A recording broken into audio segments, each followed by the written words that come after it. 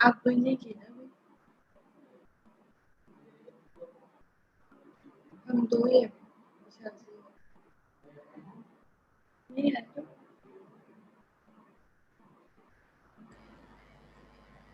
Madam doctor Yogesh है? Hello hello विशाल जी। आ hello. रही है मेरी आवाज?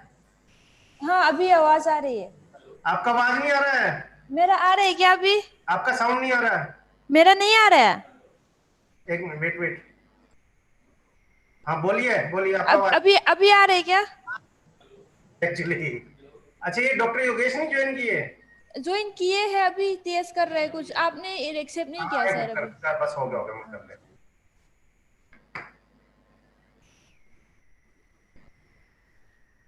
हाँ अब आ गया। हूँ।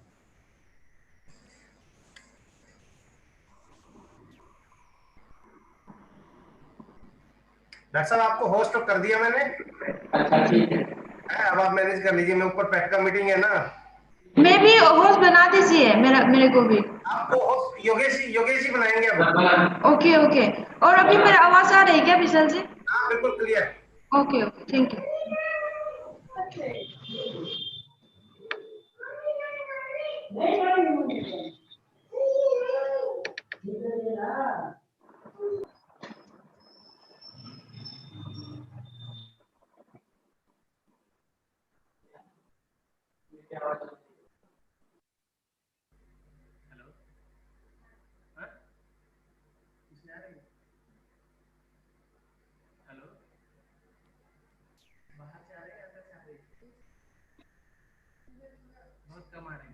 डॉक्टर साहब योगेश जी, यूट्यूब लिंक भेज जमा मैंने आपके मेल पे, अगर जरूरत पड़े तो देख लीजिएगा। हाँ ठीक है थैंक यू। ठीक है ना? हाँ okay.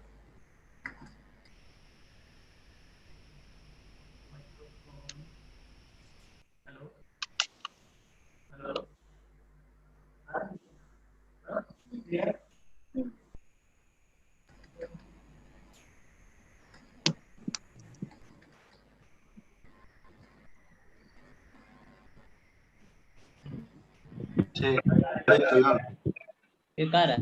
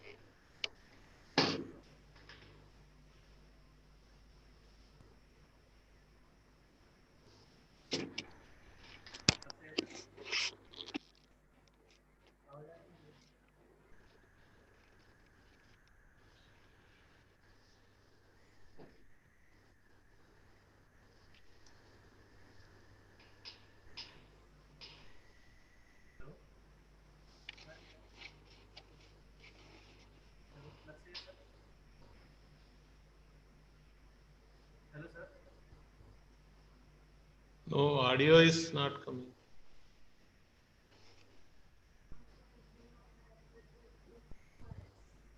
Hello.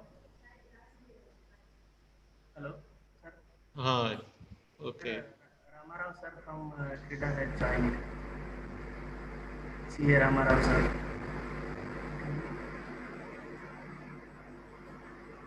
His lecture is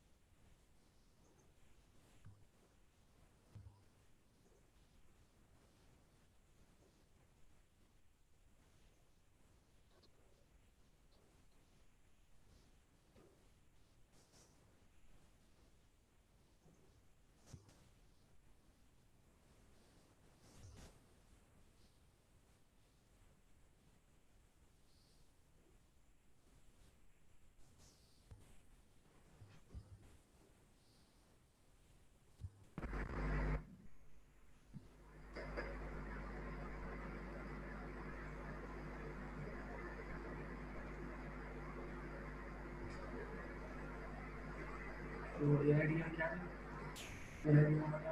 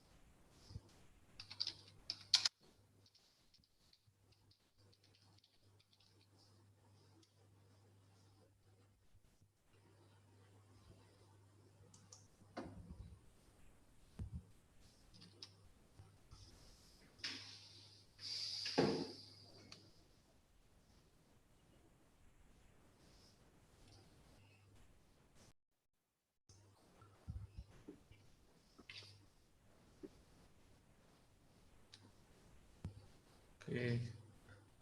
Good morning to all the participants who have joined. I welcome Dr. C.A. Rama Rao, Head Section of Design and Analysis in ICAR-CIPHET from Hyderabad. And many participants are joining. So I now request Vidya Lakshmi to invite our resource person to give the lecture. Vidya Lakshmi, you can start. People will be joining.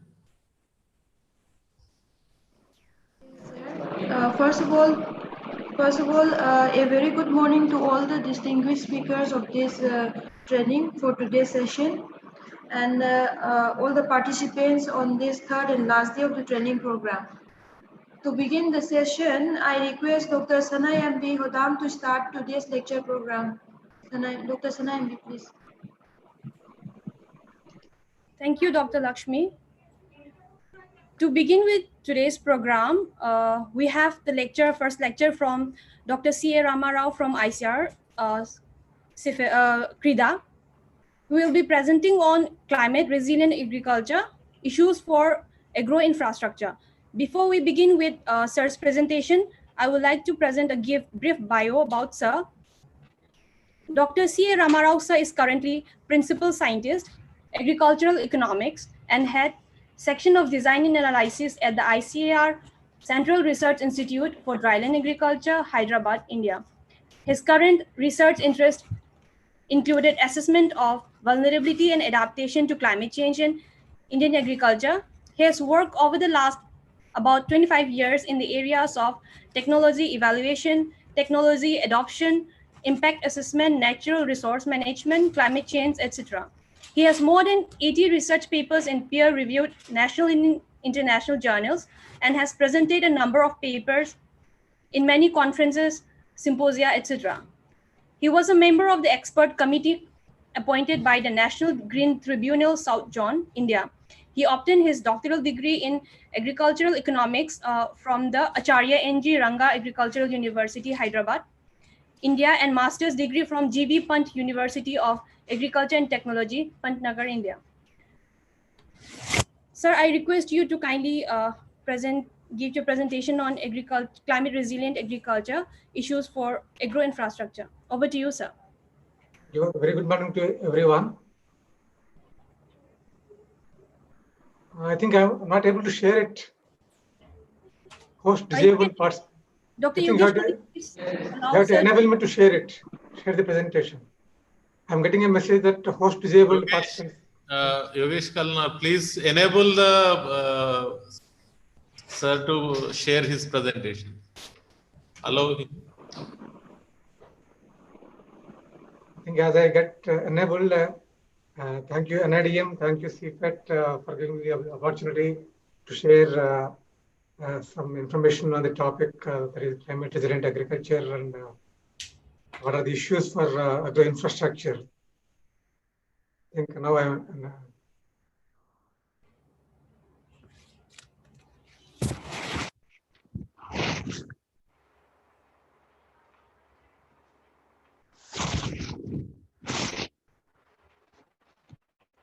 Can you see now?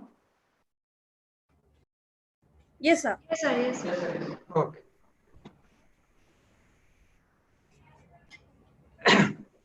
Since I'm given 30 minutes time, let's go straight to the topic. This is about climate resilient agriculture and issues for agro infrastructure in the country. So, just to give some introduction about climate change, you all know that climate change is not real. The recent fifth assessment report of IPCC, that is Intergovernmental Panel on Climate Change. So we are unable to see your PPT, sir. It's not yet started. I'm able to see here. Can you please close and share it again, sir? Okay, okay.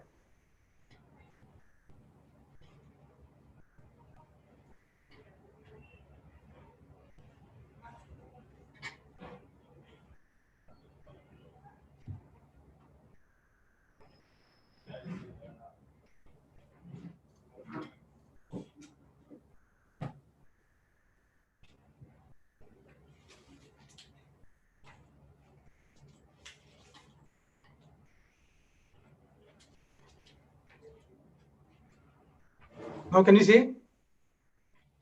Yes, sir. It's loading.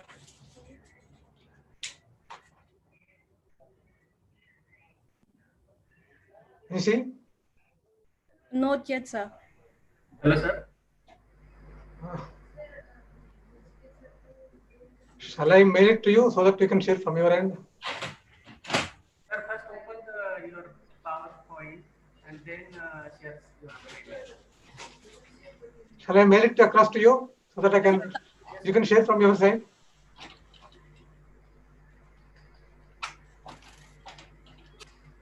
Hello. Yogesh, can you please share from your screen if sir can mail it to you? Yeah. Are you able to see now? You can see now? Not yet, sir. Not yet. Not yet. Thanks, sir. Sir, Then, can you share your PPT to Yogesh, You sir? can tell me, sir. I have put my mail in text chat box. And I will mail it to you. Can you share from your end? Yes, sir. Yes, sir. Just a second.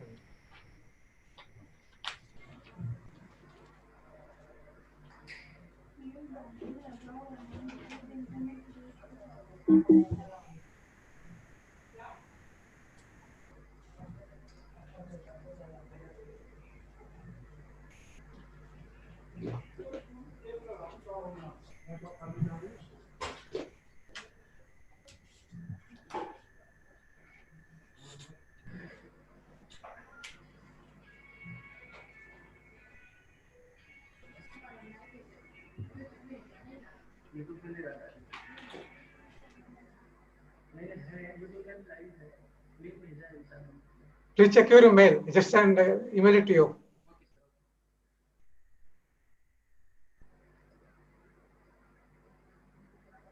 Did you get? This is the NADMP 2119 at gmail.com. Sir, on which mail you have sent?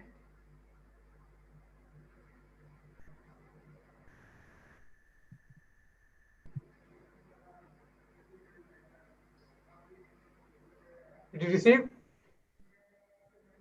Sir, to whom you have sent, sir? Pardon? Sir, you have sent it to me or to NIDM? NADM. NADMP2019@gmail.com. So, Madam Sanandi.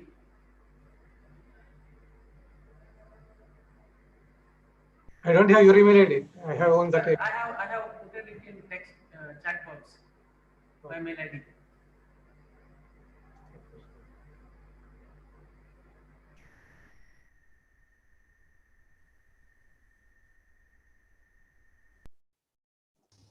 You give your email and you may get the presentation on your this thing. Otherwise, Sir, I have messaged you, sir, my mail ID. Ramarao, sir.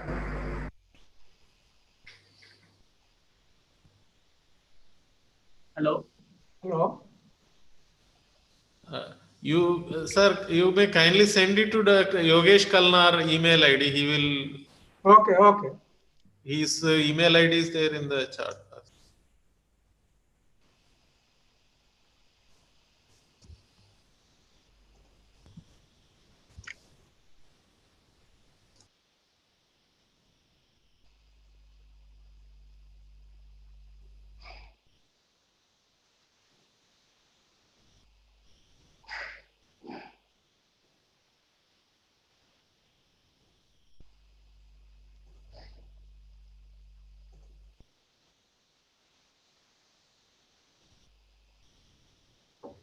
Dr. Yogesh, please allow me to share my screen. The PPT is with me. I'll share it from my side.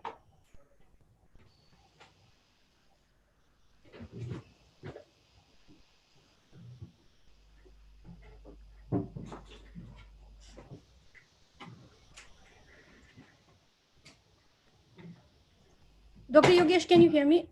Yes, yes. Okay. Right now. Okay.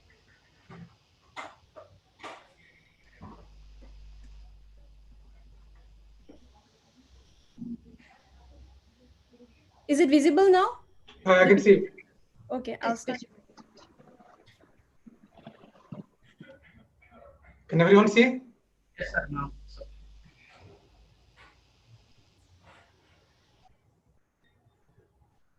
Can I continue? Yes, sir. Please continue, sir. Next slide, please.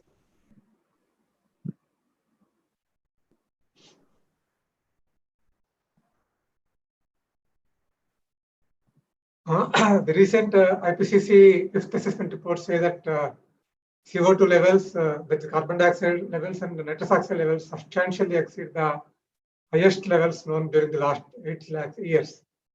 So you can see on the right hand side, you can see how the average temperature and rainfall are likely to reach increase by 2100 for different RCPs. I think since this is the third day of the program, most of you are aware of what RCPs are, right?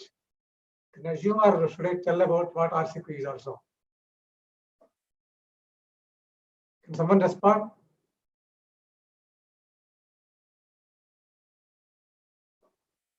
So these are RCPs. You can just give a brief about RCP. Okay.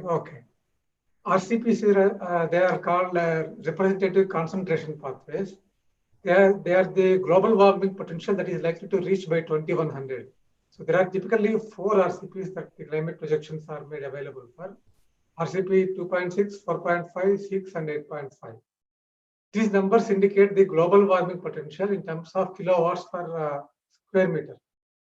So that means RCP 2.6 means the global warming potential is about 2.6 watts per square meter by 2100. Similarly, RCP 8.5 means 8.5 watts per square meter by 2100. It means higher the number, more is the warming that is going to take place by 2100. So these are in a nutshell what RCPs are. Now RCP 5, AR5, that is Assessment Report 5 IPCC, they give projections, global climate projections based on these 4 RCPs. There are 2 features of climate change. One is increasing levels of CO2 level, that is atmospheric CO2, rising temperature, and gradual changes in rainfall or precipitation patterns. But the second feature is more important, that is actually increasing incidence of extreme events. Right now, Hyderabad is undergoing very heavy rains, maybe most severe rainfall incident in the last 100 years.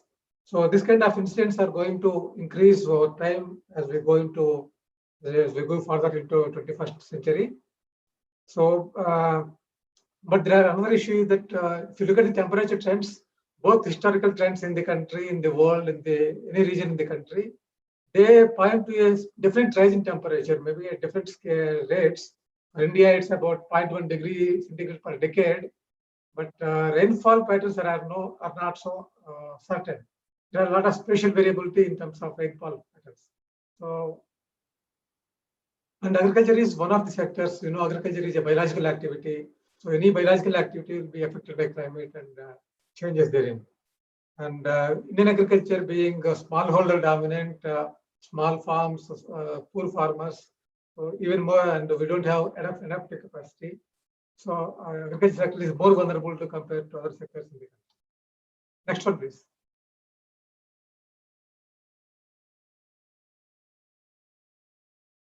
So this is one summary of what Indian agriculture stands now in the world. India ranks second highest worldwide in farm outputs in terms of rice, wheat, kind of things. And India is the largest producer of tea, mango, sugarcane, banana, these kind of products. Many horticultural products, we are the largest producer. And we are second highest producer of wheat, rice, sugar. And we account for about 10% of world's food production.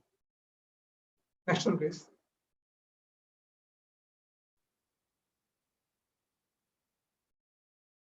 But one typical feature of India, unlike many other countries, is our country is very large in terms of area.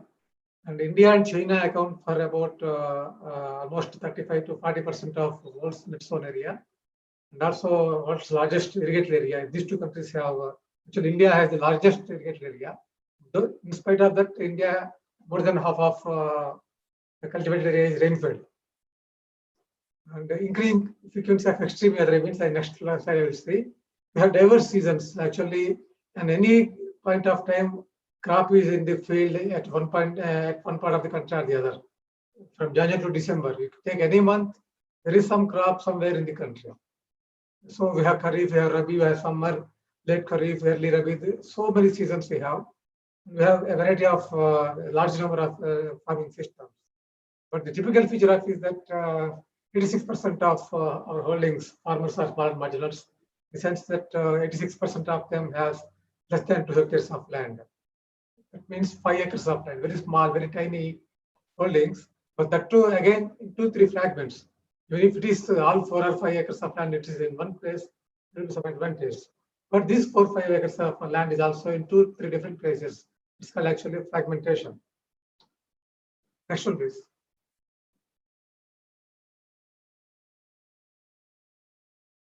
So agriculture is closely related with weather, climate, or rainfall, more specifically rainfall. You can see the annual growth rates in agriculture. Whenever there is a subnormal rainfall, subnormal monsoon, you can see in 2002, you can see in 1995, 2012. So whenever there is a subnormal rainfall in terms of drought, so agricultural production growth is actually getting affected negatively.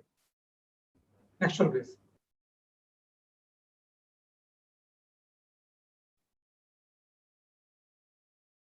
So if you see since last about 20 years, 18 years actually, there are about 10 extreme events. Starting from 2001, we had a bad drought. 2002, one of the worst droughts in the country.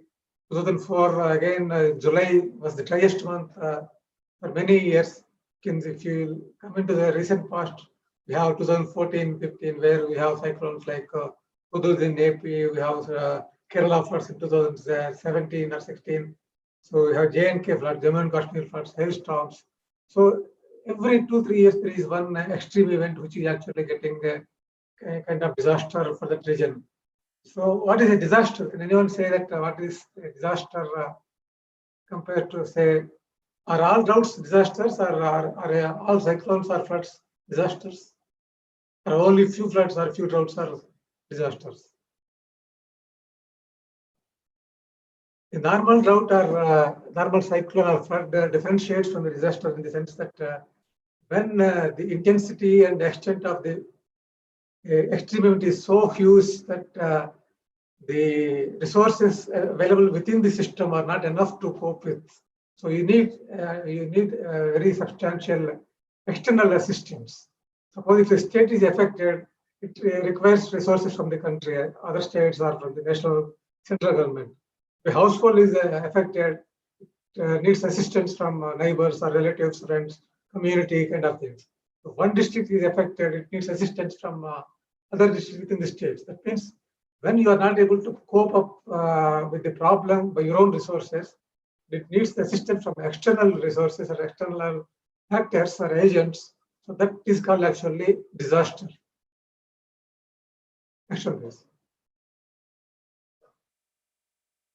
But agriculture is also contributing to emissions. You know, climate change is all about emissions. So if you look at the country economy as a whole, energy sector, power production, coal, thermal, this is the biggest emitter. About 73%, 3/4 of the emissions are coming from energy. But agriculture accounts for about 16% of total emissions in the country. Out of this 16%, again coming from agriculture, you can see how more than half, 54%, is coming from enteric fermentation, that is large ruminants, cattle and buffaloes. They were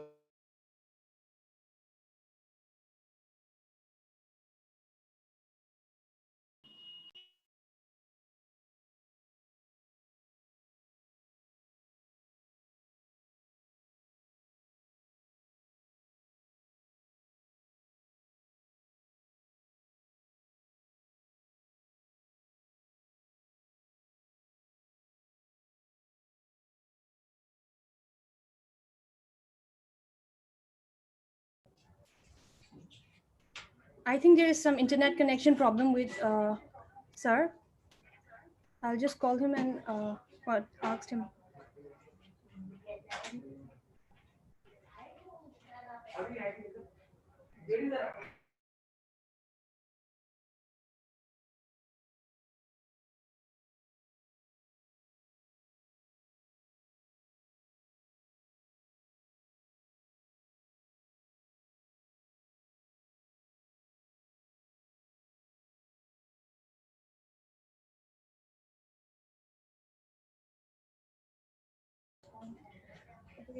Actually, sir has some technical problem in internet connection. He is trying to join. Kindly wait for a few minutes.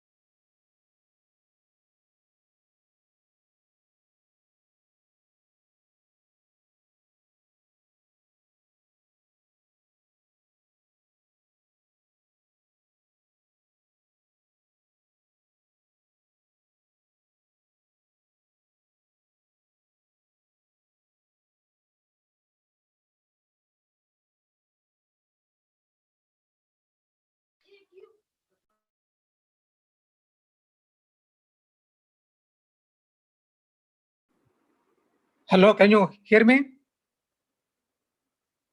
Yes, sir, we can hear you. Okay.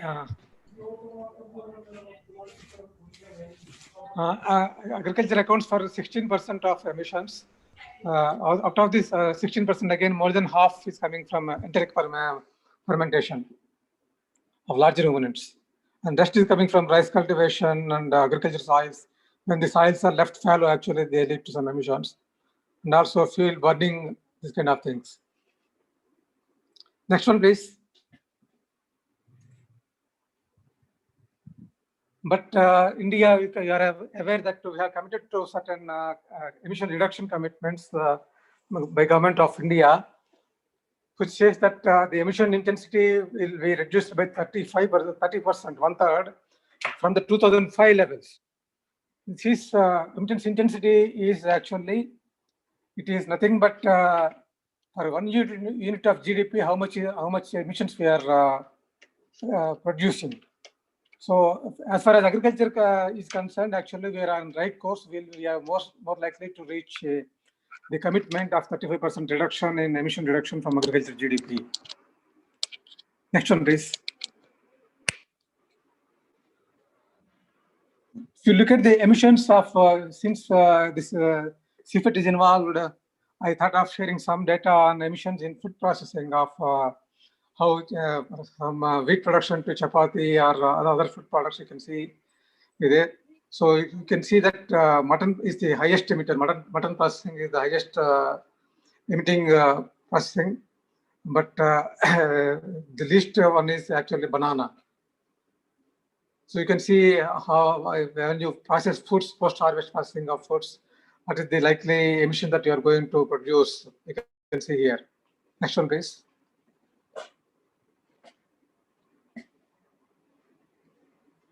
But what are the impacts of climate change? One thing is that I said that temperatures are going to rise, and because of that, crop water requirements will increase. So irrigation requirement will increase, and there will be higher needs, higher requirement of water. You can see here how the water requirements will increase for different crops in different regions of the country. So many places actually there are about, you can see Anantapur groundnut, actually the water requirement is likely to increase by 25% by 2050. So these are huge implications for climate resilient agriculture or irrigation planning. Actually, irrigation is one of the most important infrastructure for agriculture. Next one, please. You can see the impacts of crops and different crops on climate change. This is about number of districts in the country. This is again our study. So we can see different levels of yield impacts, different because of climate change for different crops. Next one, please.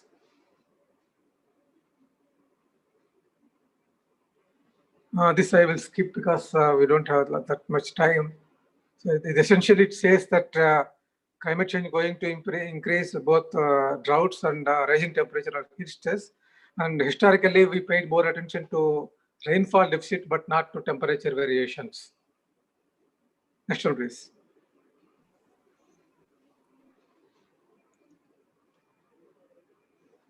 Coming to actually how in terms of response to climate change, there are basically two responses to climate change. One is mitigation, the other is adaptation. So mitigation is about reducing emissions or slowing down the emissions. And adaptation is responding to changing climate. Because adaptation is more important for countries like India, which are developing countries, because mitigation is very slow to take place, because whatever the emissions that are there already in the atmosphere, their effects are going to be felt for the next few decades. So whatever the best mitigation measures that we take now, it will take at least 30, 40 years to realize the benefits of those mitigation measures. So adaptation is more important compared to mitigation in developing countries. But at the same time, we cannot turn blind eye also to mitigation, because when we plan for the next 50, 60, 100 years, actually mitigation is also very important. Within adaptation, there are two kinds. One is autonomous adaptation and the planned adaptation.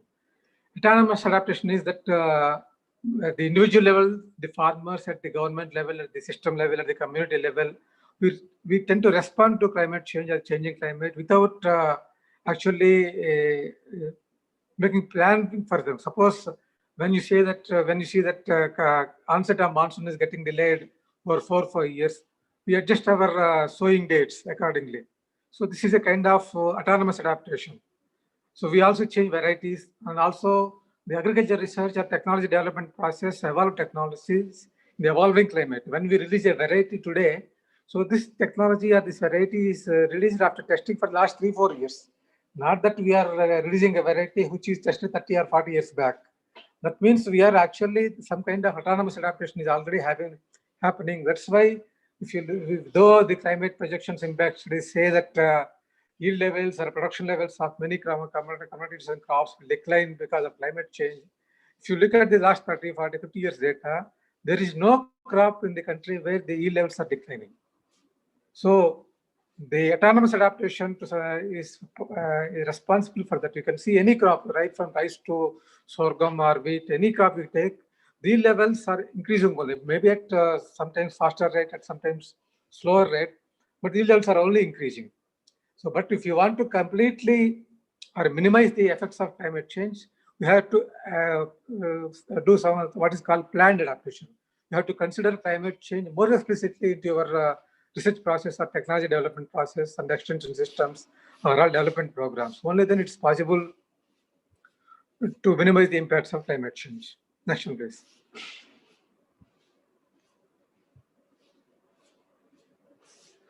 So we talk about many different development pathways or alternatives. There are different terminology. So where does the climate resilient agriculture or climate resilient development fit in terms of climate compatible or general development or only adaptation? So you can see the intersection of these adaptation strategies, development strategies, and mitigation. That polygon actually climate resilient development. That is actually what is we are focusing in terms of climate resilient agriculture or climate resilient development. You can see that here mitigation is not the focus. So climate resilient agriculture, we give more focus and attention to adaptation and development compared to the mitigation. But in you may ask the question that how is climate resilient agriculture different from climate smart agriculture? But many people tend, though there is a lot of overlap between these two terms, climate smart agriculture and climate resilient agriculture. Mitigation is also equally given importance in climate smart agriculture, but in developing countries like India, so we don't give so much attention to mitigation, but as a co-benefit of adaptation, still we try to look at adaptation measures which have co-benefits in terms of mitigation. Suppose if you look at the agroforestry systems, they are both adaptation as well as mitigation benefit they will give. So this is the emphasis on adaptation, which differentiates climate resilient agriculture from climate smart agriculture. Next one, please.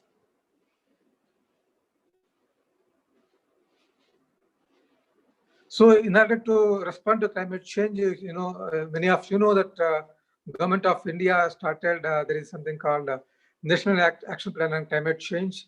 This is chaired by actually Prime Minister of India. There are 8 missions under this. Among these 8 missions coming to agriculture, there is one mission called National Mission on Sustainable Agriculture. So within this mission, there are so many different programs, Rainfed Agriculture Program, NMSA. There are many programs are there, and within that there is one program called NICRA, National Initiative on Climate Resilient Agriculture, which is actually being implemented by ICAR, and CRIDA Hyderabad is the coordinating agency for that program, where 40 institutes from ICAR and from 120 KVKs are involved, with major focus on climate change, climate variability, and building resilience to agriculture. Next one, please. So if you want to talk about resilience, you have to understand the resilience framework first. Resilience framework is nothing but how we start, what is the problem.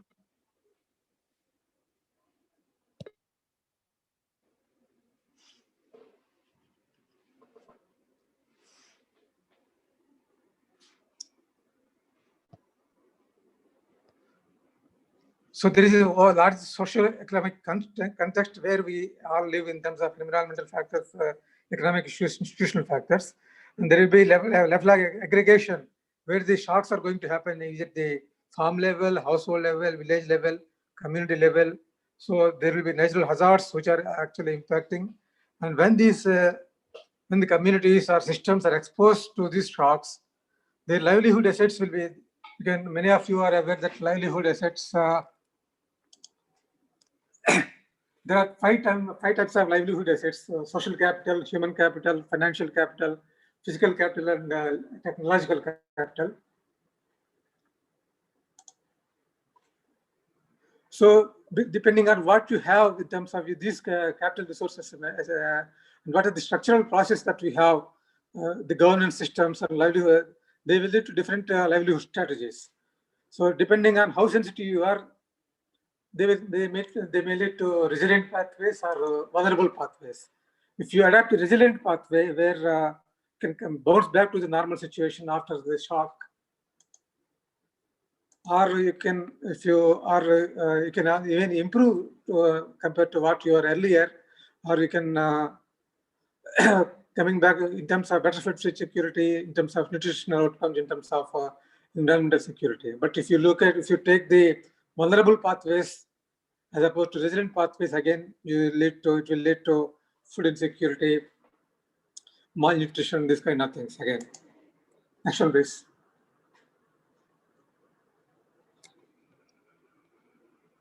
There is another FAO resilience framework, which says that between two periods of time, T0 and T1, there will be different access to income and services and assets. There will be endogenous shocks like land degradation. These kind of things are endogenous. The exogenous shocks are like climate change. These are climate variability. So depending when the households are exposed to this kind of shocks, they will respond in different ways depending on their resources and government support. In which case, again, T1, depending on your resources, if you're able to respond. Issue, please. मैंने भेजा था, फिर उसके बाद process कर दिया ना Meena sir ने. I request all the other participants to please mute your microphones. Pardon? Are you able to hear me? Yes, sir. Please continue, sir. Okay. Okay. Next slide, please.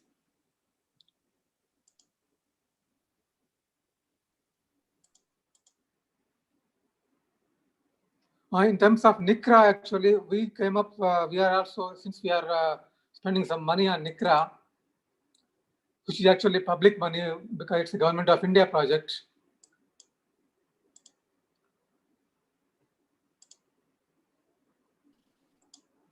So we came up with a different level of, a different kind of framework for analyzing resilience. So essentially, NICRA has two components. One is, you can see here, SR and TDC. SR is strategic research component, and the other is technology demonstration component.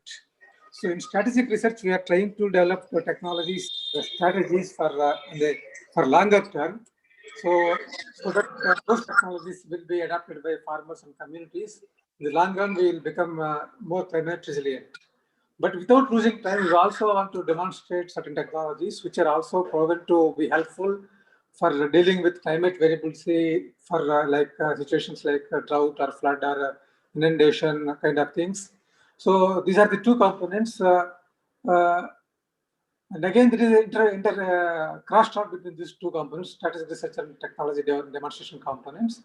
So we are combining these interventions into four. One is crop related. In crops, I may also mean all agroforestry, horticulture, all everything, crop production, and livestock, both small ruminants and large ruminants, our focus, and also on fisheries also. Livestock, I also include fisheries, and NRM, natural resource management, and institutions. These are the four categories of intervention that we're trying. And the shocks can affect at the farm level, the farmer household level. Because farmer also, in addition to farming, farmer also has other livelihood strategies and activities. Okay, we'll look at the household income now. Actually, 40% of household income in rural areas is coming from agriculture. And as high as 60%, the national average, 60% of the household income is coming from non-farm activities. So farmer and farming can be affected by climate change or climate variability. And depending, they also they get aggravated by other shocks like land degradation, markets, rising input costs. They also affect the farming and farmers. So depending on what policies and programs have, so farmers have to respond in terms of technology adaptation, in terms of livelihood activities. So depending on what they will have, they will adapt. So they may lead to stable, they should lead to actually, desirable is that more stable yields are growth, reduced income losses, better food security and better livelihood. This is what the in the framework of NICRA is actually. So as I said, technologies, there are varieties, improved breeds, input use efficiency, nutrient use efficiency, feed and shelter management for livestock. And what is your strategy? It's a combination of technologies and policies, spatially and temporally. So you can say in NICRA, what we are trying to do is in terms of, because this is also about infrastructure, the topic is also about infrastructure. So we have to have infrastructure, both all these four categories of technologies like crops, livestock, NRM, and institutions. And institutions, what we are focusing is actually not at the macro level, at the community level where we are focusing. So we are trying to create and nurture what are called VCRMCs. This is called Village Climate Resilient Management Committee. And CHC is the Custom Hiring Center. This is actually a hiring facility for accessing farm machinery implements, and seed and fodder banks and capacity building. This is, I will come to these issues later. What are the issues for this infrastructure? Next one, please.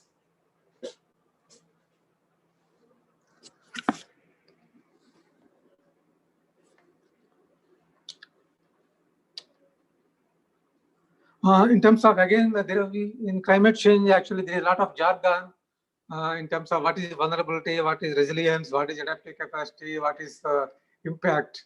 So here I would like to say a few points on, because vulnerability and resilience are very interrelated concepts.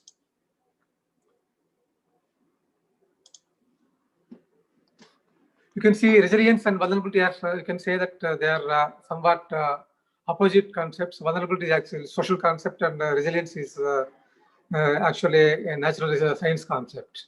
But both are linked by adaptive capacity. Resilience is comes close to the adaptive capacity in terms of, because the resilience implies that your ability to respond to climate change, climate variability, or any other external shock, and take measures that actually protect you from the negative impacts, negative effects of climate change. So resilience is a positive concept. It's also dynamic and time varying, because it also looks forward looking concept compared to vulnerability. Vulnerability actually, it's what is the position as on date. So whether today, how is your position? You are more likely to be susceptible or more likely to be affected, adversely affected. It's a kind of predisposition to any external shock. Next one, please.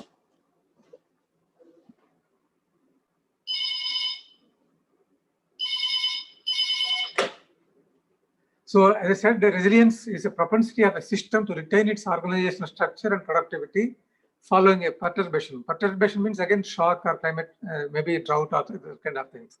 That means in spite of of being exposed to a climate shock, you should be able to retain your organizational structure and productivity. If you talk in terms of agriculture, yields are the most predominant indicator of climate resilience. So if there is a drought, suppose in the absence of drought, you are say, if you take, for example, rice, India's average productivity is about 2.5 tons per hectare.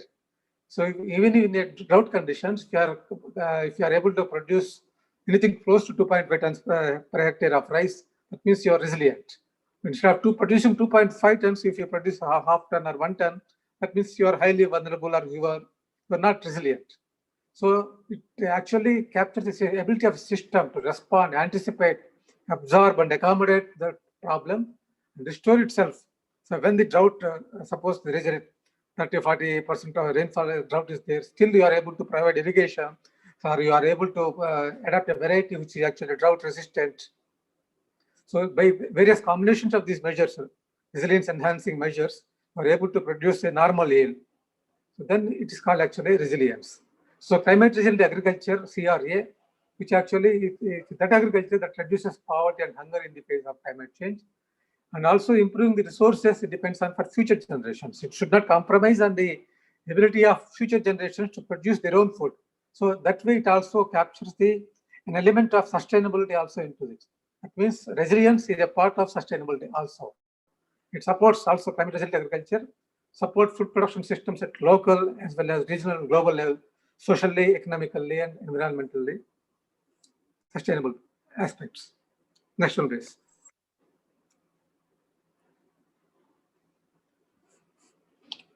So, but if you want to, how do you plan for resilient agriculture? You can look at actually different stages of process, all the process.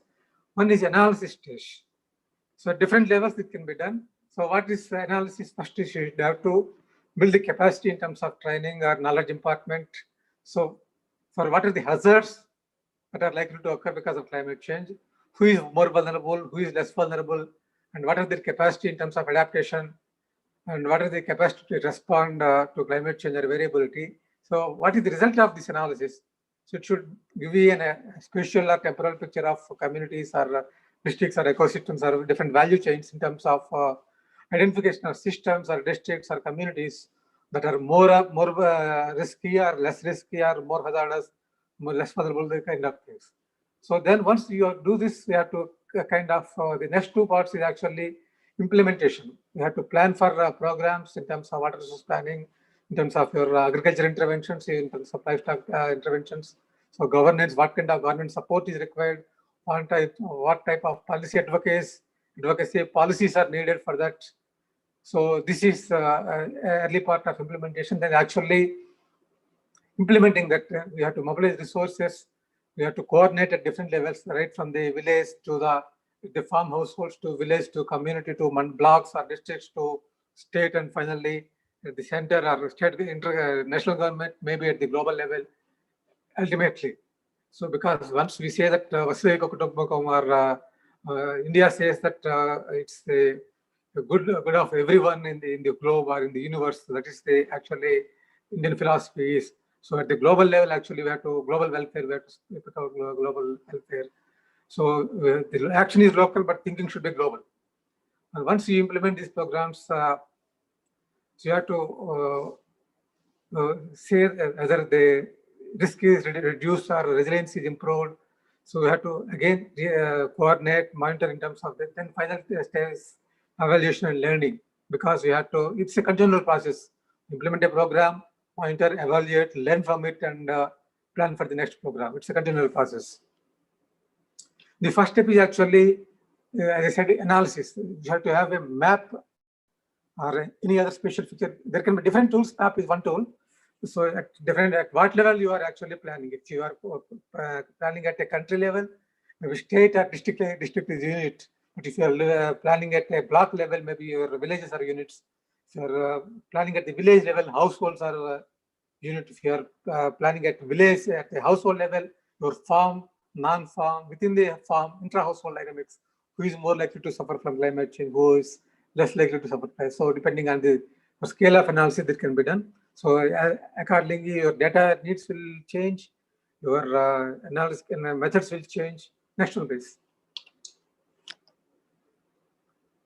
So in terms of analysis of risk or vulnerability, this is there are many different components. Actually, this is actually 2-3 days can be spent on conceptualization of vulnerability and risk. But in terms of in the context of climate change, the one given by IPCC in its recent report of fifth assessment report that we are taking as actually standard, because it's IPCC is a more authoritative body for climate change. So here they conceptualize risk as a combination of 3: vulnerability, exposure, and hazards. So these 3 result in actually what is called risk. And again, climate change, many of you know that climate change is a combination of natural variability as well as anthropogenic factors. So given that and all these socioeconomic pathways, adaptation, mitigation, action, governance system, they influence vulnerability and exposure. And these two, natural variability and climate change, they will they will influence hazards. So they together result in impacts and the emissions, and they together impact each other. So there are again 2 types of risk. I think I don't go into the details. We do, and already I think I don't have that much time. Maybe if you want at the end in discussion, maybe if you want some clarification, I will give them that actual base. national base. So, so in our analysis, what we are trying to do is that I try to do is that hazard actually we capture in terms of drought, cyclone, and flood. So these are actually a kind of historical data take from historical climate data. So you can see these pictures how the districts vary in terms of drought proneness or cyclone proneness and flood proneness. Next one, please.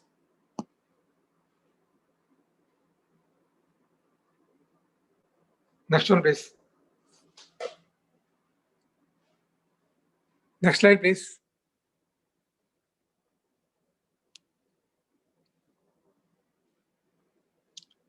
Next slide, please. Sir, I'm changing the slide. Is it not visible on your slide, sir? Okay. In terms of drought proneness, in terms of climate change, how each slide drought proneness is going to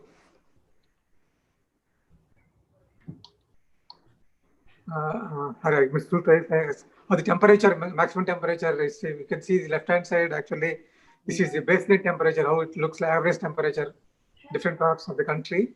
So, and if you look at the right side map, we can see how the maximum temperature is going to increase when we go to the next 20, 30 years. So these are the projections for, again, this is RCP 4.5. We chose RCP 4.5 because all our INDCs and climate change impact studies and the nodal agency in India for climate change is Ministry of Environment, Forest and Climate Change. So they say that RCP 4.5 is most likely scenario for our country in the next 30, 40 years. This is the reason why we chose RCP 4.5 scenario. Next one, please.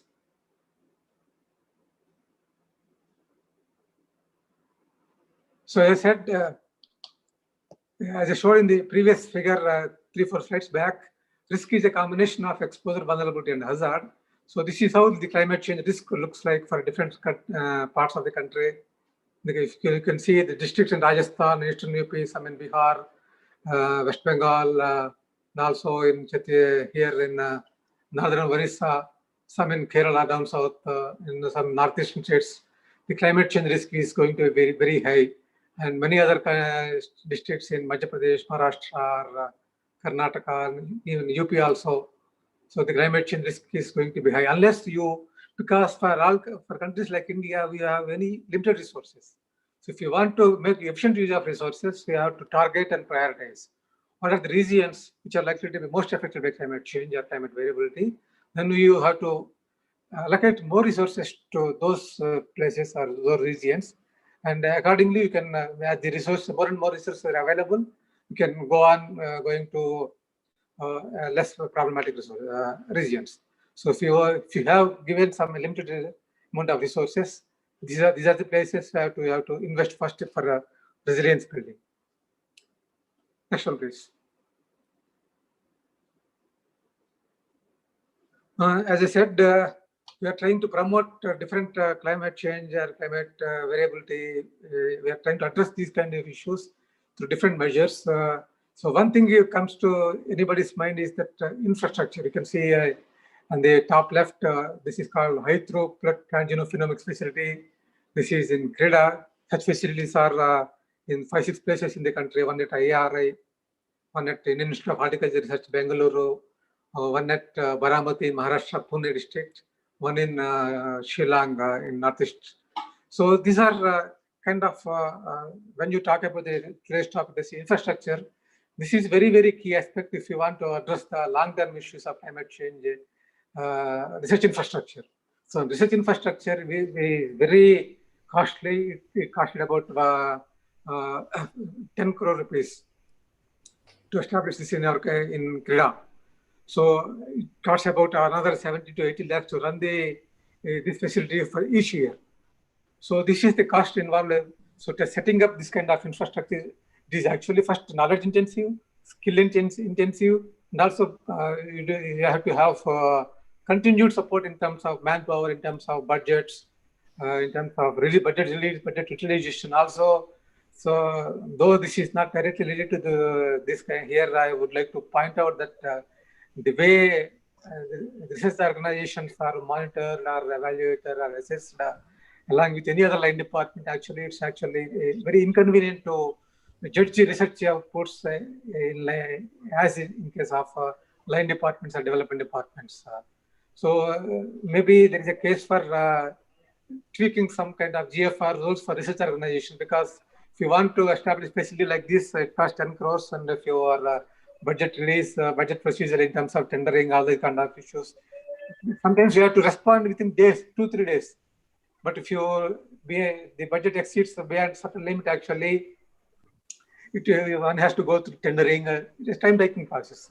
So these are the issues actually in terms of building infrastructure. Building infrastructure is somewhat easy in our country, but maintaining it is even more difficult compared to building or establishing infrastructure facilities. So similarly, we have rainout shelters. So we have actually producing some kind of varieties, crop varieties. You can see one publication on crop varieties. So these are actually outputs. The purpose of these facilities, like phenomics, is actually if we want to release a variety, breed and release a variety in traditional manner, to screening and all that takes about 7 to 10 years. Excuse me, sir. Dr. Ramarao, sir, kindly expedite and wrap it up, sir. Please. Okay. Okay. Next one, please. Next one, please. So this is another intervention that we are trying to make, which is actually agreement advisory surveys.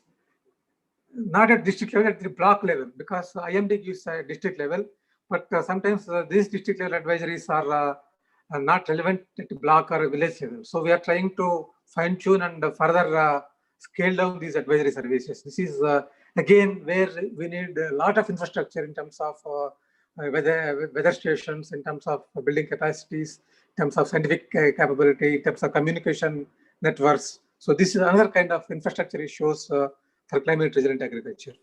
Next one, please.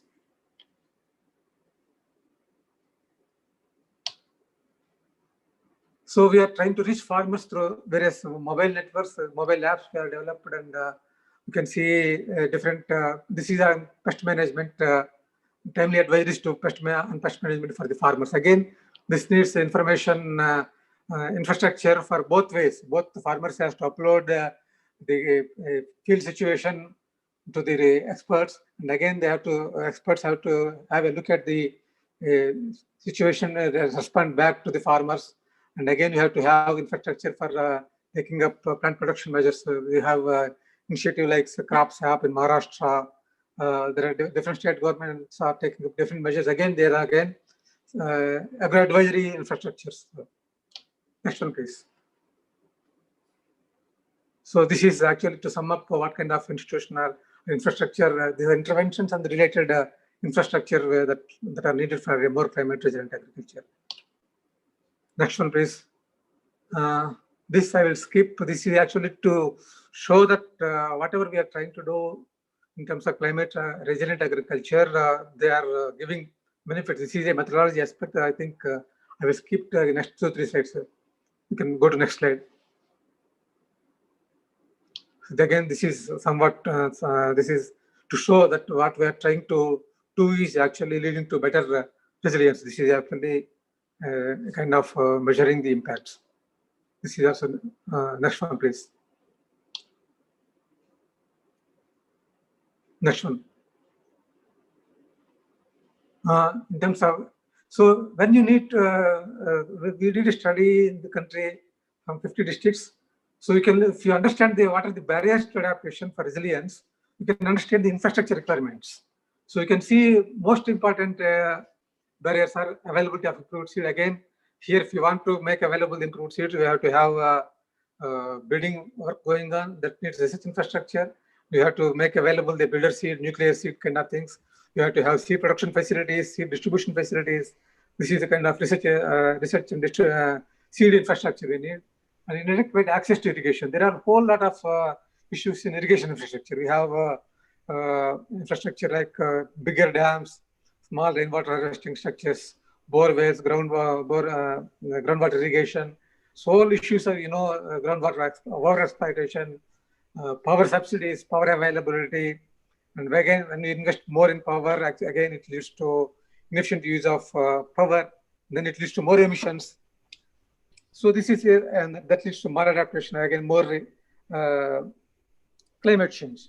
So this is another kind of irrigation infrastructure, institution infrastructure, and knowledge. Again, it needs infrastructure in terms of maybe websites or networks, information networks.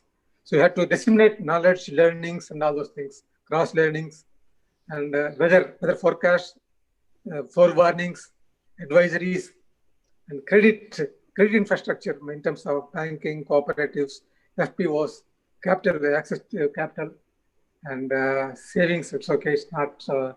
It's related to capital, and also advisories or extension system, institutional support for climate change is actually entirely different from our traditional extension systems. So they are more knowledge intensive. They should be like more hand-holding. In traditional extension, we are more concerned about the distribution of seed or fertilizer. But in terms of climate change resilience, or climate change agriculture, we have to handhold farmers. We have to give more knowledge, more skills, more training. So it's not like touch and go. We have to hold them. We have to work with farmers on a continuous basis. Next one, please.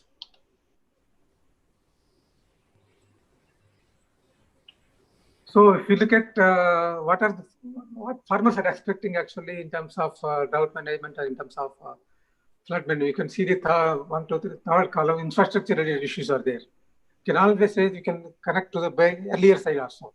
These are the different regions of the country: eastern region, western region, northern region, southern region. So you can look at what are the infrastructure related issues that farmers are actually wanting government to spend on to focus attention to. So in terms of drought management, they have to have water supply by construction more dams, electricity, more regular, more quality power supply, life-saving irrigation. It entails actually infrastructure for farm ponds, rainwater harvesting, these kind of things, borewells, groundwater irrigation, vegetation cover. You can see in different regions, canal development or irrigation irrigation facilities. You can see there are also other issues like technology related and policy related, but I will focus here. The focus is on infrastructure related. Next one, please. So I request you to kindly wrap up because we are running late, sir. This is for drought. Next one, please. I will skip this also. So at what these are the infrastructure requirements at different levels actually for entry point from pre-production to post-production and overall enabling. I will also skip this slide. I think I will go to the last slide. Maybe. Next one, please. This slide, I think you can see what are the different interventions or technology strategies and what are the infrastructure that are required in this slide, right? From water management to tolerant cost to and then the finance and insurance.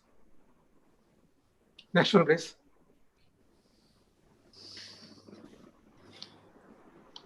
These are the ideal elements of any resilience enhancing policy for adaptation. So one is dominance of small farmers. I already adequately covered.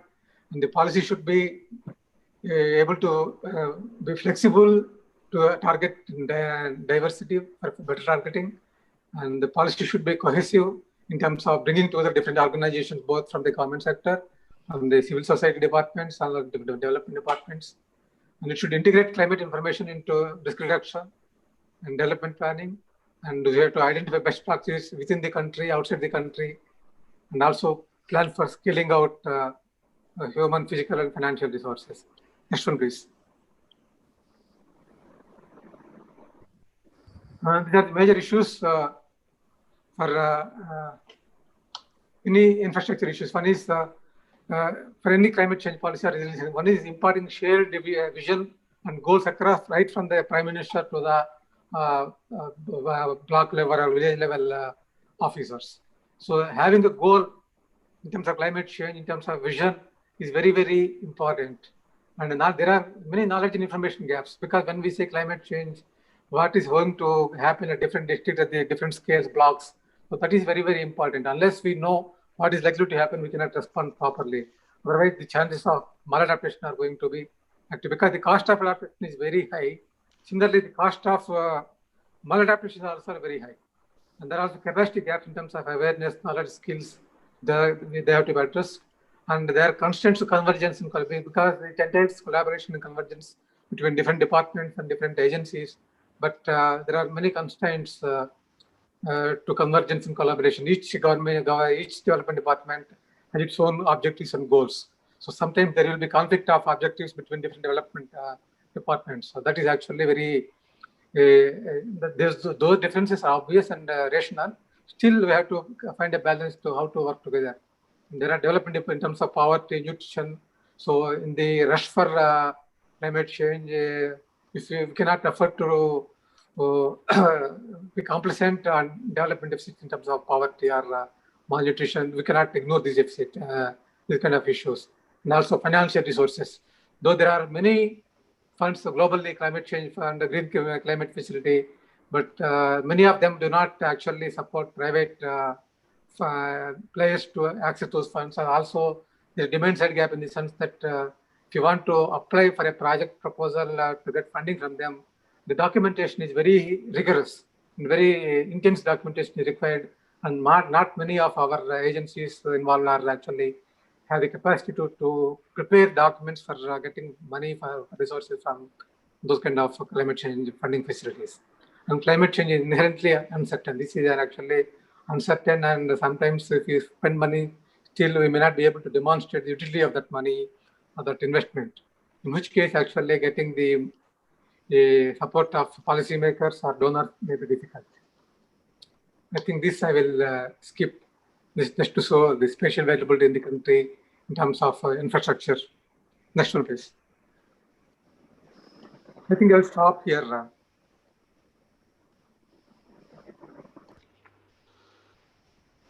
Next one, please. This is again, if you want to have climate insurance, it needs a lot of infrastructure in terms of weather stations or yield data collection, crop cutting experiments, again sharing through mobiles, remote sensing it. But there are three issues. अगर scratch हो जाएगा तो वापस ले जाएगा. Pardon? That was nice. That was nice. So okay. Mute the participant. So in insurance, high basics is an issue actually. And if you just want to conclude, climate change agriculture is a necessity because climate change impacts are now already being felt. And adaptation for resilience is intensive. It requires a lot of deep knowledge, skill, and resources. And but the cost of adaptation is outweigh benefits much more than the cost of not acting in terms of adaptation. So technologies, institutions, policies, and programs, they have to come together to be more effective. And because resources are limited, targeting and prioritization are very they hold key for demonstrating benefits of adaptation.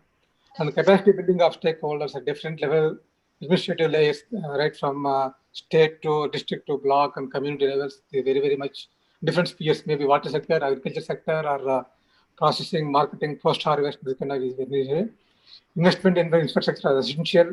But funding is difficult to get, but people are now trying for different forms of fund access like PPP, public-private partnerships, grants from government or international donors, soft loans, or equity participation. These are different kinds of financing, avenues for financing, for accessing capital.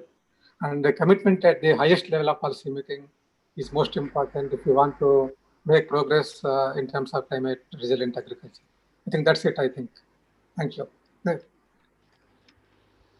I'm sorry for the interruptions. There was a power problem at our end. Because of heavy rains, our generator is down and our UPS is down, server is down, everything is down now. So, that is a disaster, like we to deal with such situation. I hope I made some sense instead of these difficulties. No problem. Thank you. Thank you, Rao sir, for your insightful presentation. You have rightly highlighted on the climate change issues and impacts on agriculture. You have talked briefly about the NICRA, National Innovations on Climate Resilient Agriculture, and about the climate smart crop varieties under different scenarios and under different structures. Thank you, sir, for your presentation. We have few questions, but since we are running short of time, I would just like to pick up 1 or 2 questions, sir. Okay. One is, how can post-harvest management, farm mechanization, and micro-irrigation technologies help in mitigating adverse impacts of climate change? Okay. Post-harvest, I already showed some data actually. Post-harvest processing, they lead because our waste is figures are much high compared to other developed countries. So our the percentage of production that is subjected to processing actually, it's only 2-3% in different communities. So if we are able to avoid wastage and subjected to proper processing, then that is actually will be saved. We don't need to actually produce so much, so we can save on production. So when you are trying to produce less production, so your emissions will automatically be less. So that is one way in terms how the also the processing is not so emission intensive compared to the production process. And that is how your post-harvest is going to be helpful. And in terms of micro irrigation, actually, you know that micro irrigation, it uses less water. So to that extent, it reduces your power consumption, and power use is most important emitter in terms of power production, distribution, and those things. So because also you are going to have less water because of climate variability or more droughts or more dry spells. So in that case, actually, micro irrigation helps you protect your crops from climate variability or climate change. So in that way, it's an important mechanism, but there are different constraints to adoption of micro irrigation. In spite of huge potential, we are not able to realize that for even many states, actually, only 10% of the potential for micro irrigation is realized. That is in terms of mechanization, actually. So mechanization in climate change and climate variability, and more so in rainfed agriculture, timely operations are very important. So if you want to do the operations very timely, suppose in rainfed agriculture, when you sow the crop is very, very important to get good yields. So if you are not able to sow your crop within that short sowing window, you are going to lose the yield, for which mechanization is very, very helpful. The second thing is even in irrigated agriculture like Indo-Gangetic plains. So if you want to go for zero sowing week, zero till weight, so mechanization is very important. And also now we are to avoid straw burning again, we are trying to devise solutions in terms of straw making, machinery for bale making from rice straw, those kind of issues. So mechanization is also helpful for climate resilient agriculture, but there are different constraints which need to be addressed. If you want farmers, both we need solutions in terms of technologies, in terms of better machinery, better machines, better implements, but also in terms of incentives on the government, and also in terms of transfer of technology, also in terms of bringing people together in terms of community action, in terms of FPOs, or in terms of other forms of community-based organizations. Thank you, sir. Thank you, sir, for your answer. Sir, there is one question related to your presentation. Nitya Lakshmi, let us take questions through mail. Let us go ahead because we are running behind. Okay, sir. Okay, sir. So, or else we can discuss in interactive session. And we can forward the questions to the speakers and get their answers, and we either post on our website, and to them also we will mail. So since we are running short of time, I think we should continue with the presentation. Since Anil sir is in an urgent meeting, so he will present after this presentation. Now we will go with the next presentation, which is on National Agriculture Disaster Management Plan, which will be presenting by Ms. Richa Srivastava. I would like to just give a brief bio about Ms. Richa Srivastava. She has done her master's degree from Wageningen University and has more than 16 years of working on project management, research, knowledge management, and community outreach in the field of environment, agriculture, and development. She is an experienced coordinator with demonstrated history of working in the program development industry, skilled in sustainable development, environmental awareness, climate change, project management, and policy analysis. She is presently working as a research consultant with National Institute of Disaster Management for development of National Agriculture Disaster Management Plan for the Ministry of Agriculture and Farmers Welfare. Ms. Richa Srivastava will present on National Agriculture Disaster Management Plan. Over to you, Ms. Richa Srivastava.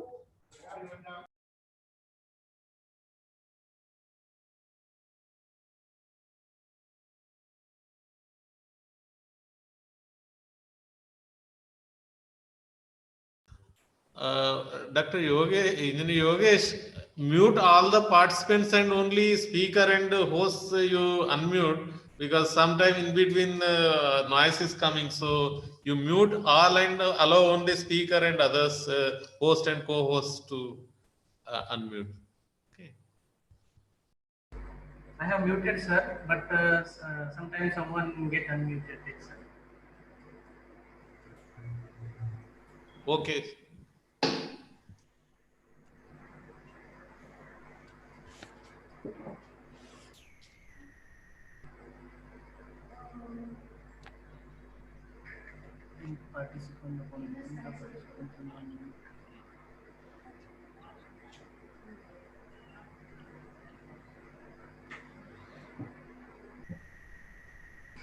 Allow participants to unmute themselves. Good morning, everyone. Am I audible to everyone? Good morning. Good morning. My name is Richa Srivastava, and I'm working as a research consultant with National Institute of Disaster Management. Today, I'm giving you a brief overview of the National Agriculture Disaster Management Plan for the Ministry of Agriculture and Farmers Welfare, which is facilitated by National Institute of Disaster Management under the guidance of Professor Anil Gupta.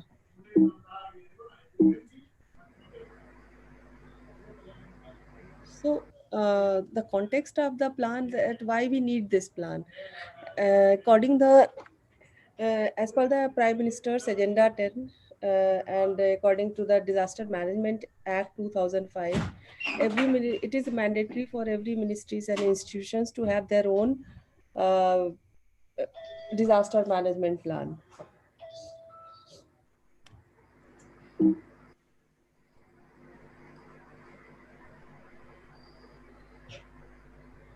So why this National Agriculture Disaster Management Plan? What is the need for it? So it is to ensure the sustainable development. It is essential to incorporate hazard risk consideration into sectoral plans. And as I said, that Disaster Management Act 2005 also envisages all the ministries, departments to draw their own DM plans in accordance with the national plan, NDMP. And NIDM is also mandated under DM Act 2005 to support government ministries and related agencies to develop their own plans.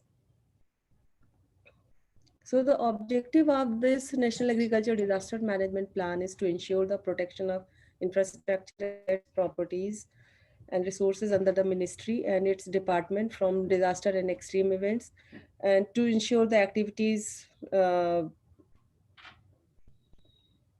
including physical development and systematic practices, and which do not aggravate hazard risk and vulnerabilities for disaster. Also to ensure that the activities, program, and schemes under the ministry and other sectors to increase resilience against risk of disaster and extreme events, and to ensure the ministry and associated sector and constituents to all the level and prepare to deal with the situation arising out of any disaster or emergency situation. So this plan was prepared with the consultation of the group of the experts.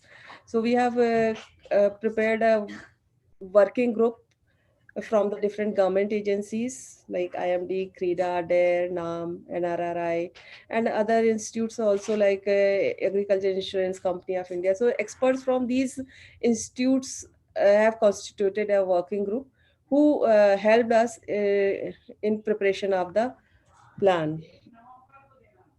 So this is the process and approach we have adapted in making the plan.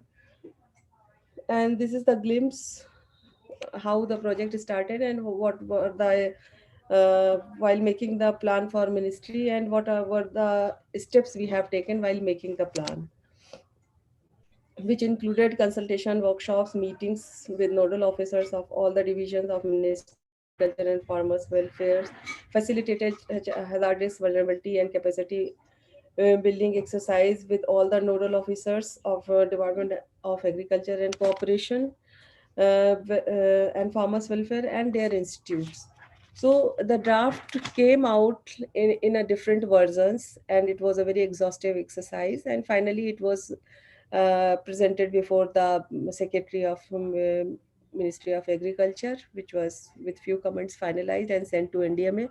And from there, it has been approved. And now it is ready to release officially. This is the glimpse of the consultation workshop, and this is the actually glimpse of the process how we went through while making the plan.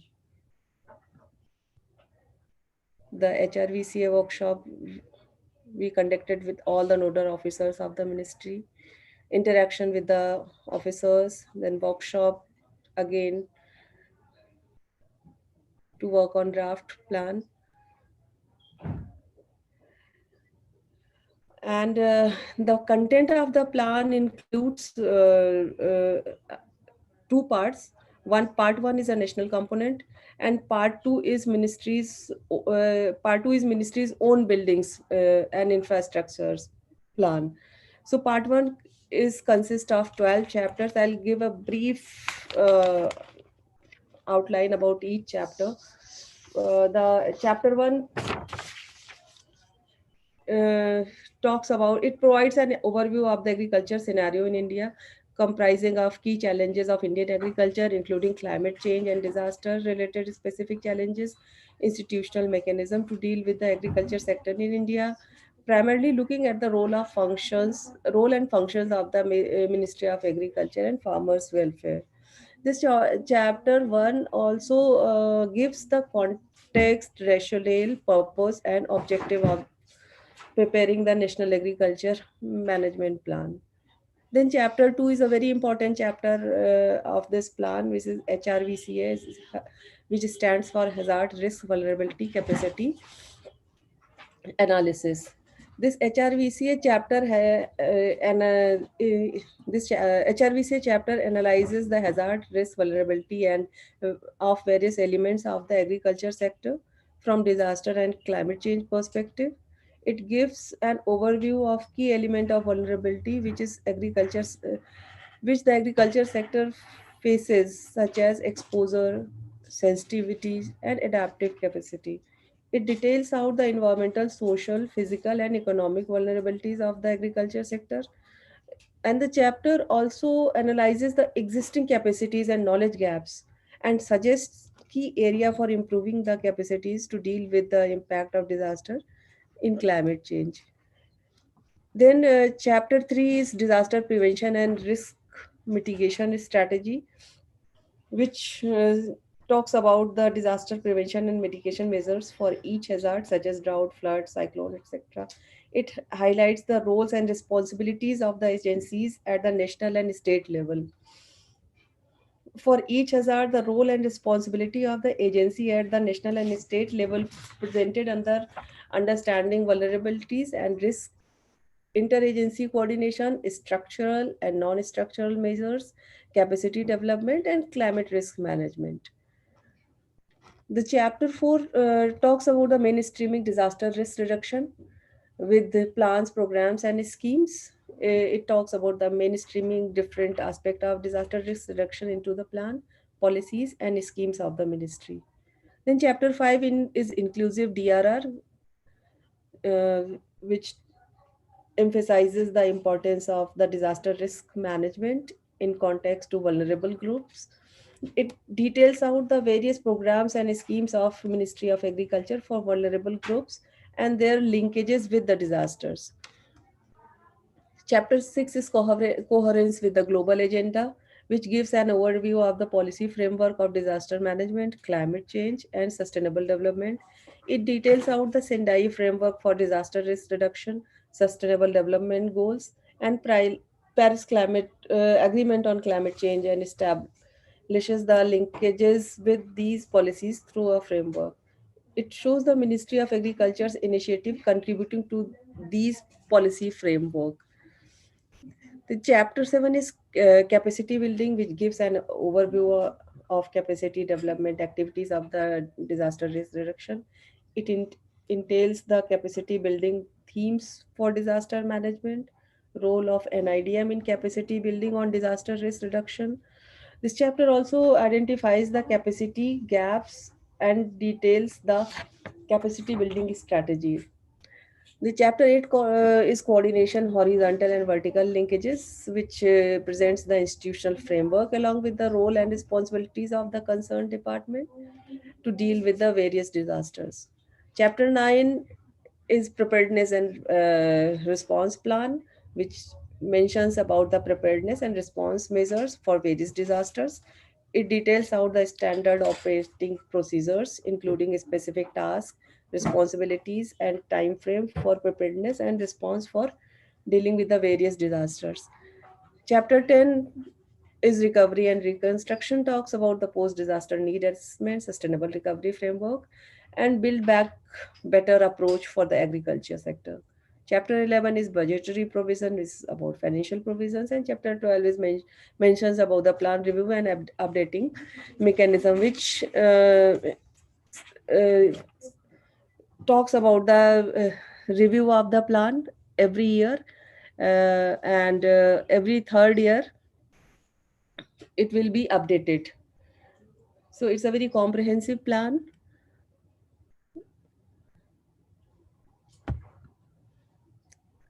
The part 2 is as I said, that it is building's own infrastructure, ministry's own building and infrastructure, and it includes the 5 chapters which talks about the institutional arrangement for the response, incident command system, then prevention, mitigation, ensuring business continuity, then monitoring and recovery. Apart from our plan, we have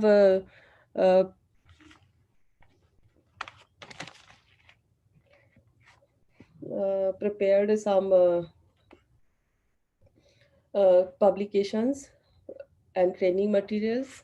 For example, this is roadmap of resilient agriculture in India. This paper describes about the different challenges of Indian agriculture, and this paper also describes about the need of the NADMP.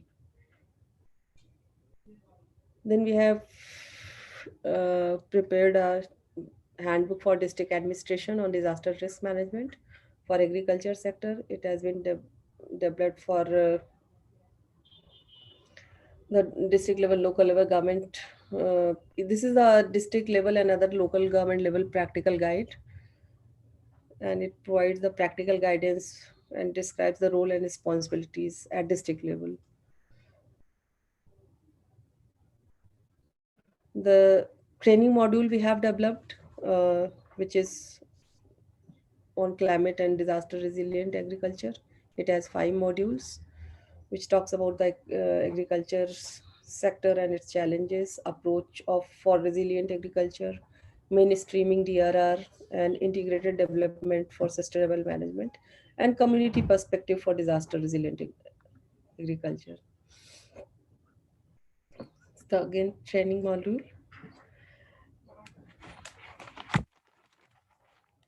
And this National Agriculture Disaster Management Plan is exhaustive, informative, and action-oriented. I hope it will guide, help, and facilitate all the stakeholders engaged in the disaster management at all scales. And NADMP can be a reference document for the issues related to post-harvest.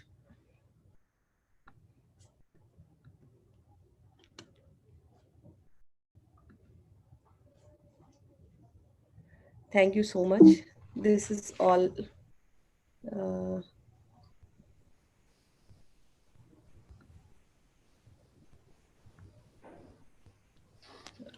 I wanted to share on National Agriculture Disaster Management Plan. Thank you so much.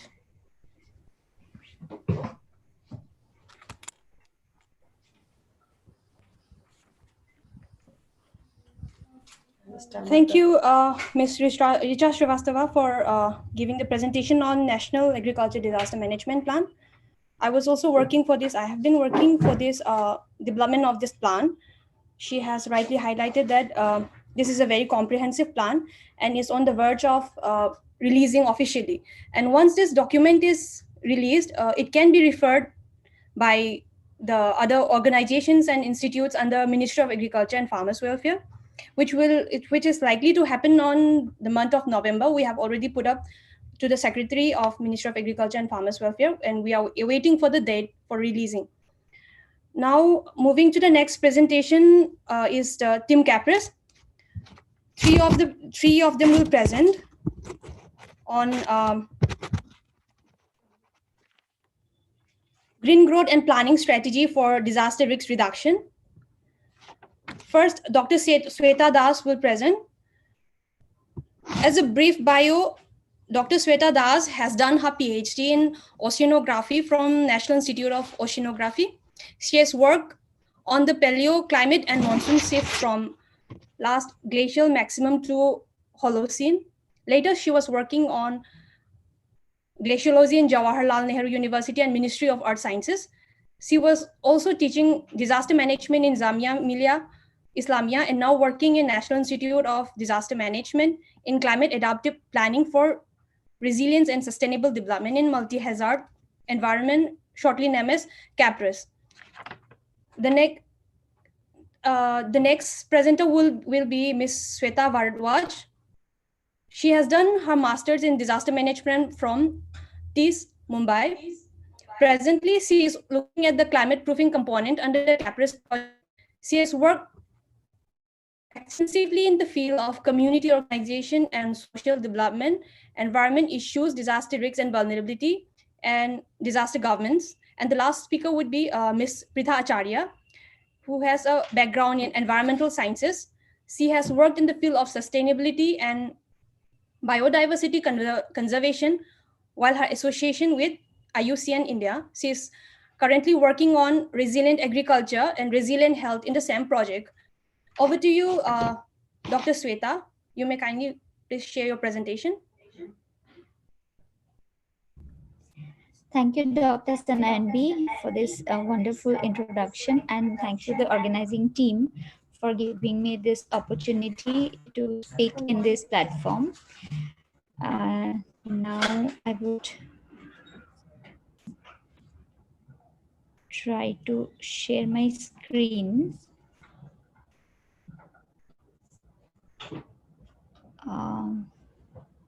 Could you please enable me to share my screen?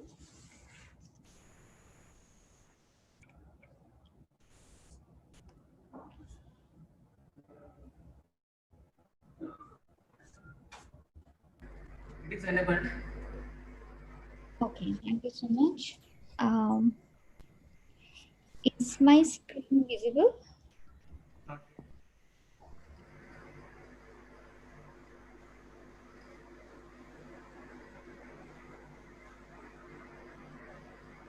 I have shared my screen. Is my screen visible?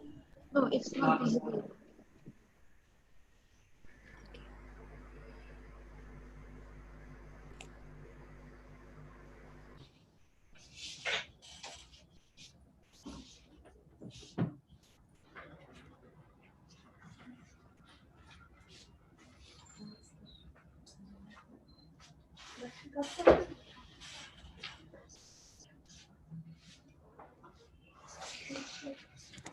My screen is not visible.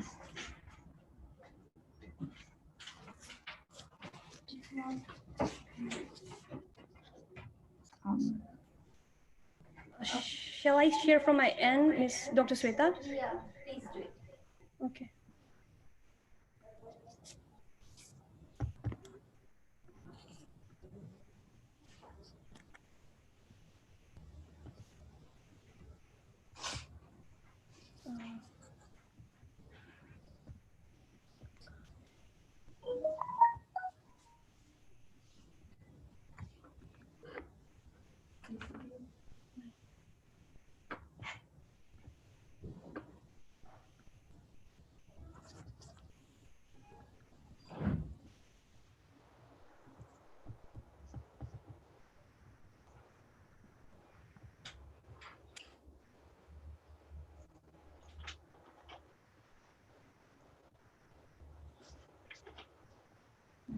Is this visible now?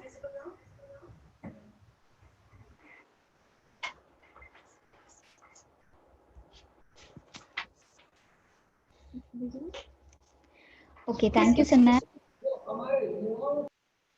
I will continue with this. So today we are going to present on green growth and planning strategies for disaster risk reduction. Before I go into green growth, I would just like to give a brief background of this. So basically, all three of us are working on a project called Climate Adaptive Planning for Resilience and Sustainable Development in Multi-Hazard Environment. In short, it's CAPRES. So there are 5 themes in this CAPRES. So first one is green growth and disaster risk reduction. Second is resilient agriculture. Then resilient health. And fourth one is climate proofing, disaster relief and recovery. And the fifth one is policy instrument in disaster risk reduction. So along with the resilient agriculture, we also have the green growth technology as a theme of our project. So I would now talk on the green growth a little bit, and rest of the part will be continued by 2 of my other colleagues. So first thing that I would talk is what is green growth. So basically green growth is an integrated effort to reduce the disaster risk. Now the concept of green growth basically encourages the basic idea of sustainable economic growth, wherein development and ecological sustainability reinforce each other. Now green growth is about making the growth process. We will be working towards economic growth and development, while we will also keep into mind that economic growth and development should be resource efficient, sustainable, cleaner, and more resilient. Now, what is the importance of green growth? Why do we really need to implement this green growth? The basic reason is that now the entire concept of disaster management is going through a paradigm shift, and earlier it was like response to relief, uh, and then it came to prevention, mitigation, and preparedness. But now we solely talk about the adaptation, disaster risk reduction, and resilience building. Therefore, we expect that green growth will switch the carbon-based economy to an ecology-based green economy. How green growth works? So basically, green growth tries to reduce the environmental impacts by lowering the air pollution, GHG emissions, water pollution, and consumption of natural resources. So green growth actually promotes a nature-based solution. One of my colleague Pritha will elaborate on this. But basically the idea of nature-based solution is to make investments in ecological assets to mitigate the climate change and to reduce the risk of disasters. Now, green growth increases the economic efficiency with the guarantee of environmental protection. Now, there are few things with which green growth promotes. Those are resource efficiency, sustainability, cleaner and more resilient growth process, economic growth and development, maximizing resource efficiency, and minimizing pollution. So why green growth is needed basically? We need to emphasize on green growth to all the cities to stop turning hazards into a disaster situation. And we need to improve our coping capacity. So how we will improve our coping capacity? By improving the structural and managerial aspects of an infrastructure or any system. So there are 3 main areas where we give importance for building a resilient city. First is strong infrastructure. So for strong infrastructure, we can consider proper waste management system, good drainage system, stormwater drainage system, which is very important. And in India, we really lack this. And then power supply and water supply, especially in the case of disaster situations, we need to take care of all this. And second thing is good governance. Now, good governance has few things in this. First thing is urban policy. So policymakers can reduce the environmental impact through focusing on land use planning. So basically what we are saying is you have to give importance on the floodplains. So we should make sure, or the policymakers should make sure, that no construction has been done on the floodplains, so that there is effective storm water drainage system is there to reduce the urban flooding.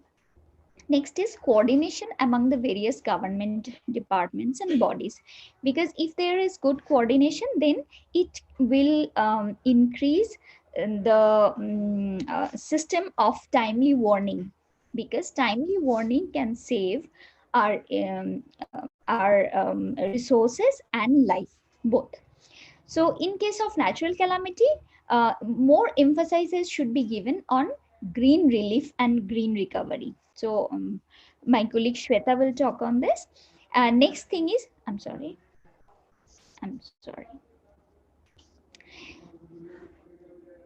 Yeah.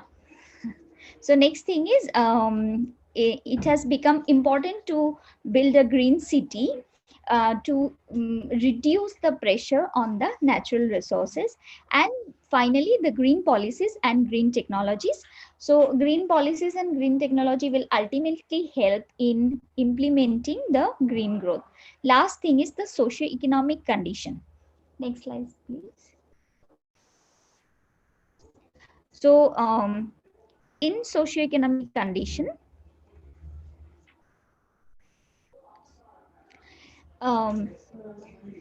there are few things that we should keep into mind. First thing is, the idea of green growth is very nice, and it would be nice to implement these in all the cities, but then there are few constraints. Like in developing countries like India, we do not have clarity of the processes or how to implement it, and we do not have experience as well. Therefore that becomes a big constraint. Then the international green growth policies are there, but those countries are facing a lot of problems in implementing the processes.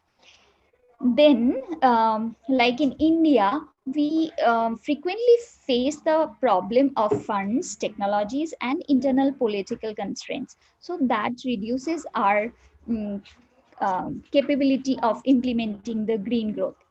However, there sometimes we also face that there are lack of relevant policy ideas, and that actually obstructs the national implementation processes. And finally, we have to remember that green growth ideas, the implementation of green growth ideas are bit costly. So the high initial cost are beyond the reach of many of the developing countries. And that is why we have to take care of the poverty issues in this regard. Next slide, please, Sanaya. So finally, how do we go about implementing the green growth process? So we have to go through 4 stages in this. So first thing is management needs. We have to identify what are the needs of implementing this green growth things. So basically we have to define the problems. Then comes the objective. So objectives are like sustained and growing economy, but without harming the environment. Third thing is the gap analysis. So there could be few gaps like public infrastructure gap, economic and environmental resilience gap, green industrial policy gap, and fiscal policy gap. And finally, the tools that we need to implement green growth. So those could be like green workplace, green construction, green economy, carbon neutral disaster relief and recovery policy instruments, and finally the guiding principles and assessment tools. So that is all from my side. Now my colleague Shweta Bhardwaj, she will continue with the rest of the things. Thank you so much. Thank you, Dr. Vaidya. I'll be just sharing my screen.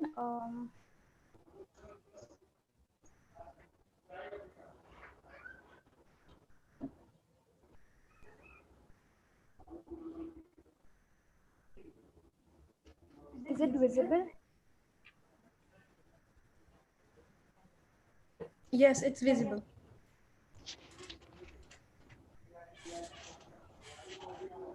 You may please put it on full screen, Mrs. Rita.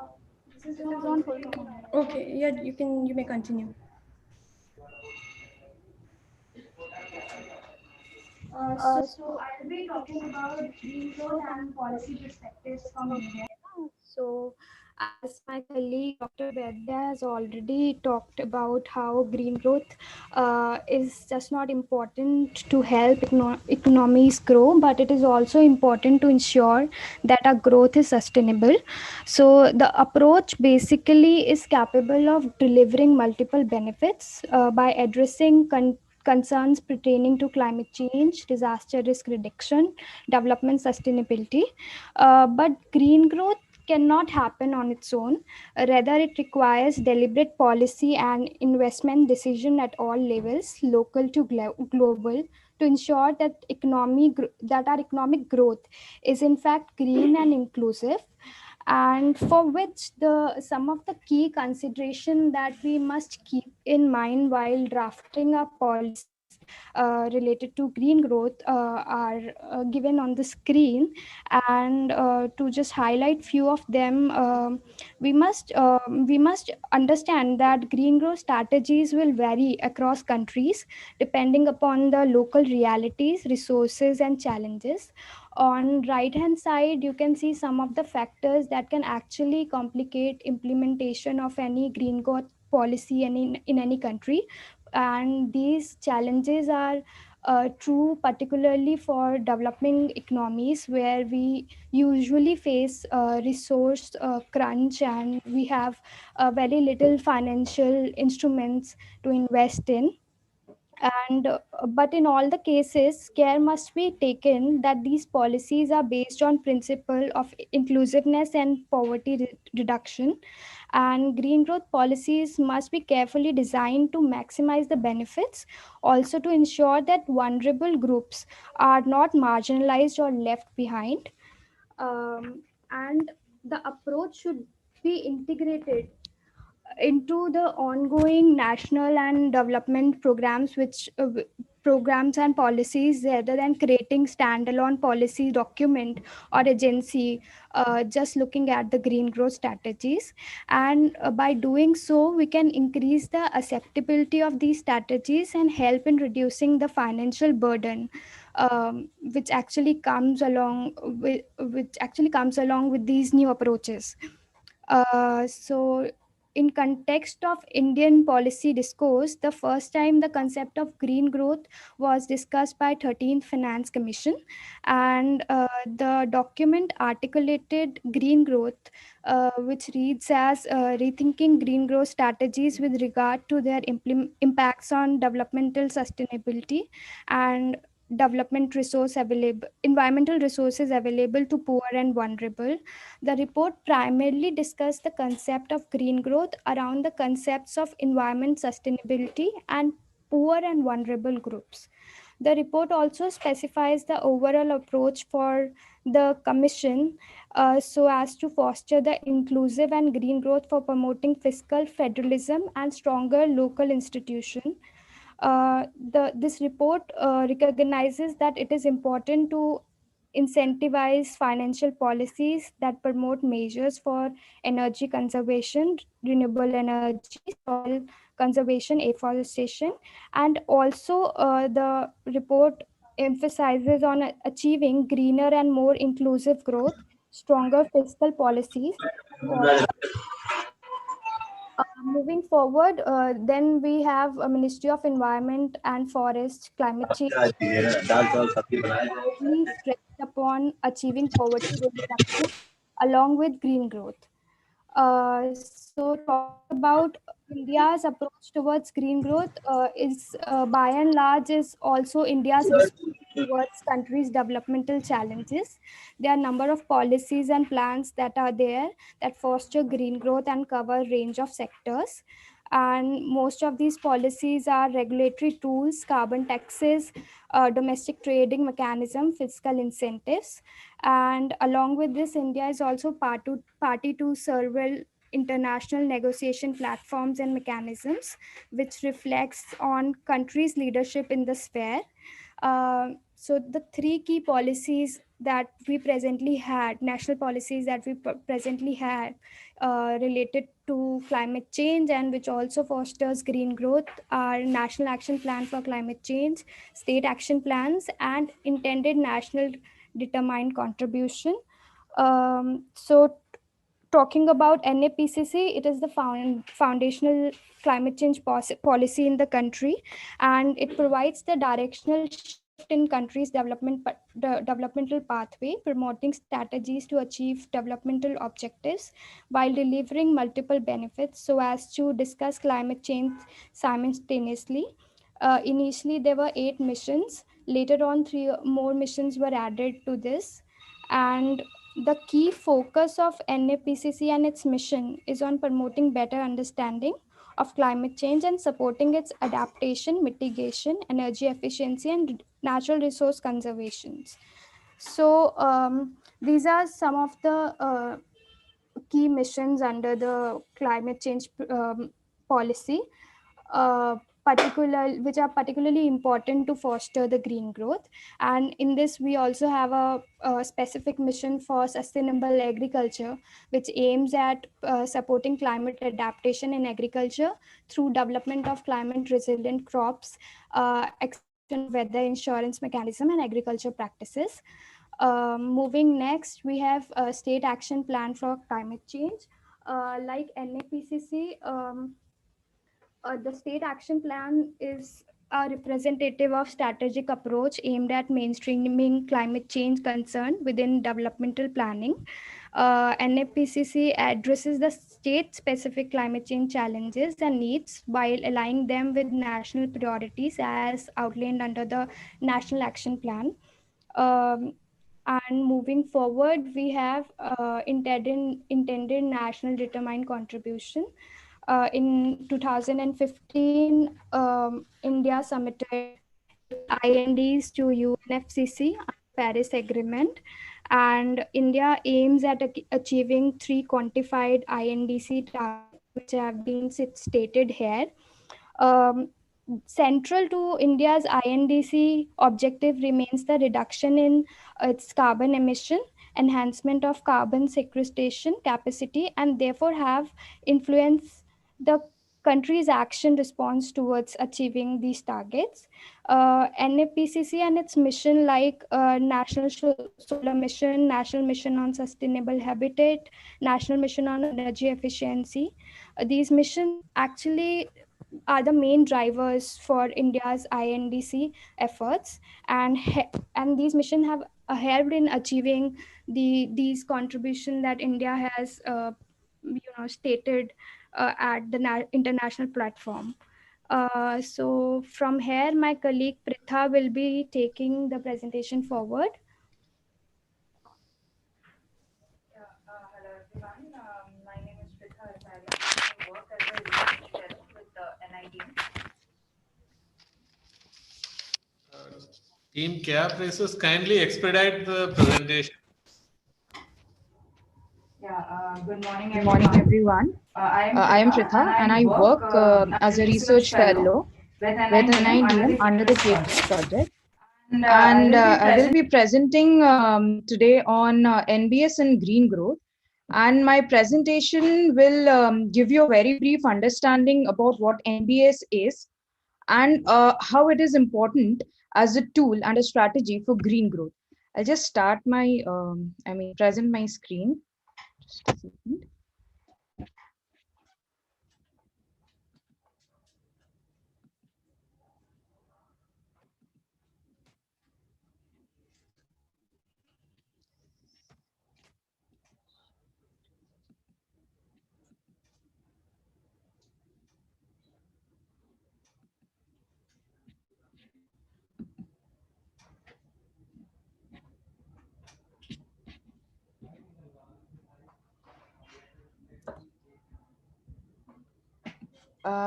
There's some issue with the screen sharing. So I would request Sanaya if she can share the screen. Yes, Ms. Pritha, please wait for a few seconds. Sure, I'll sure, share.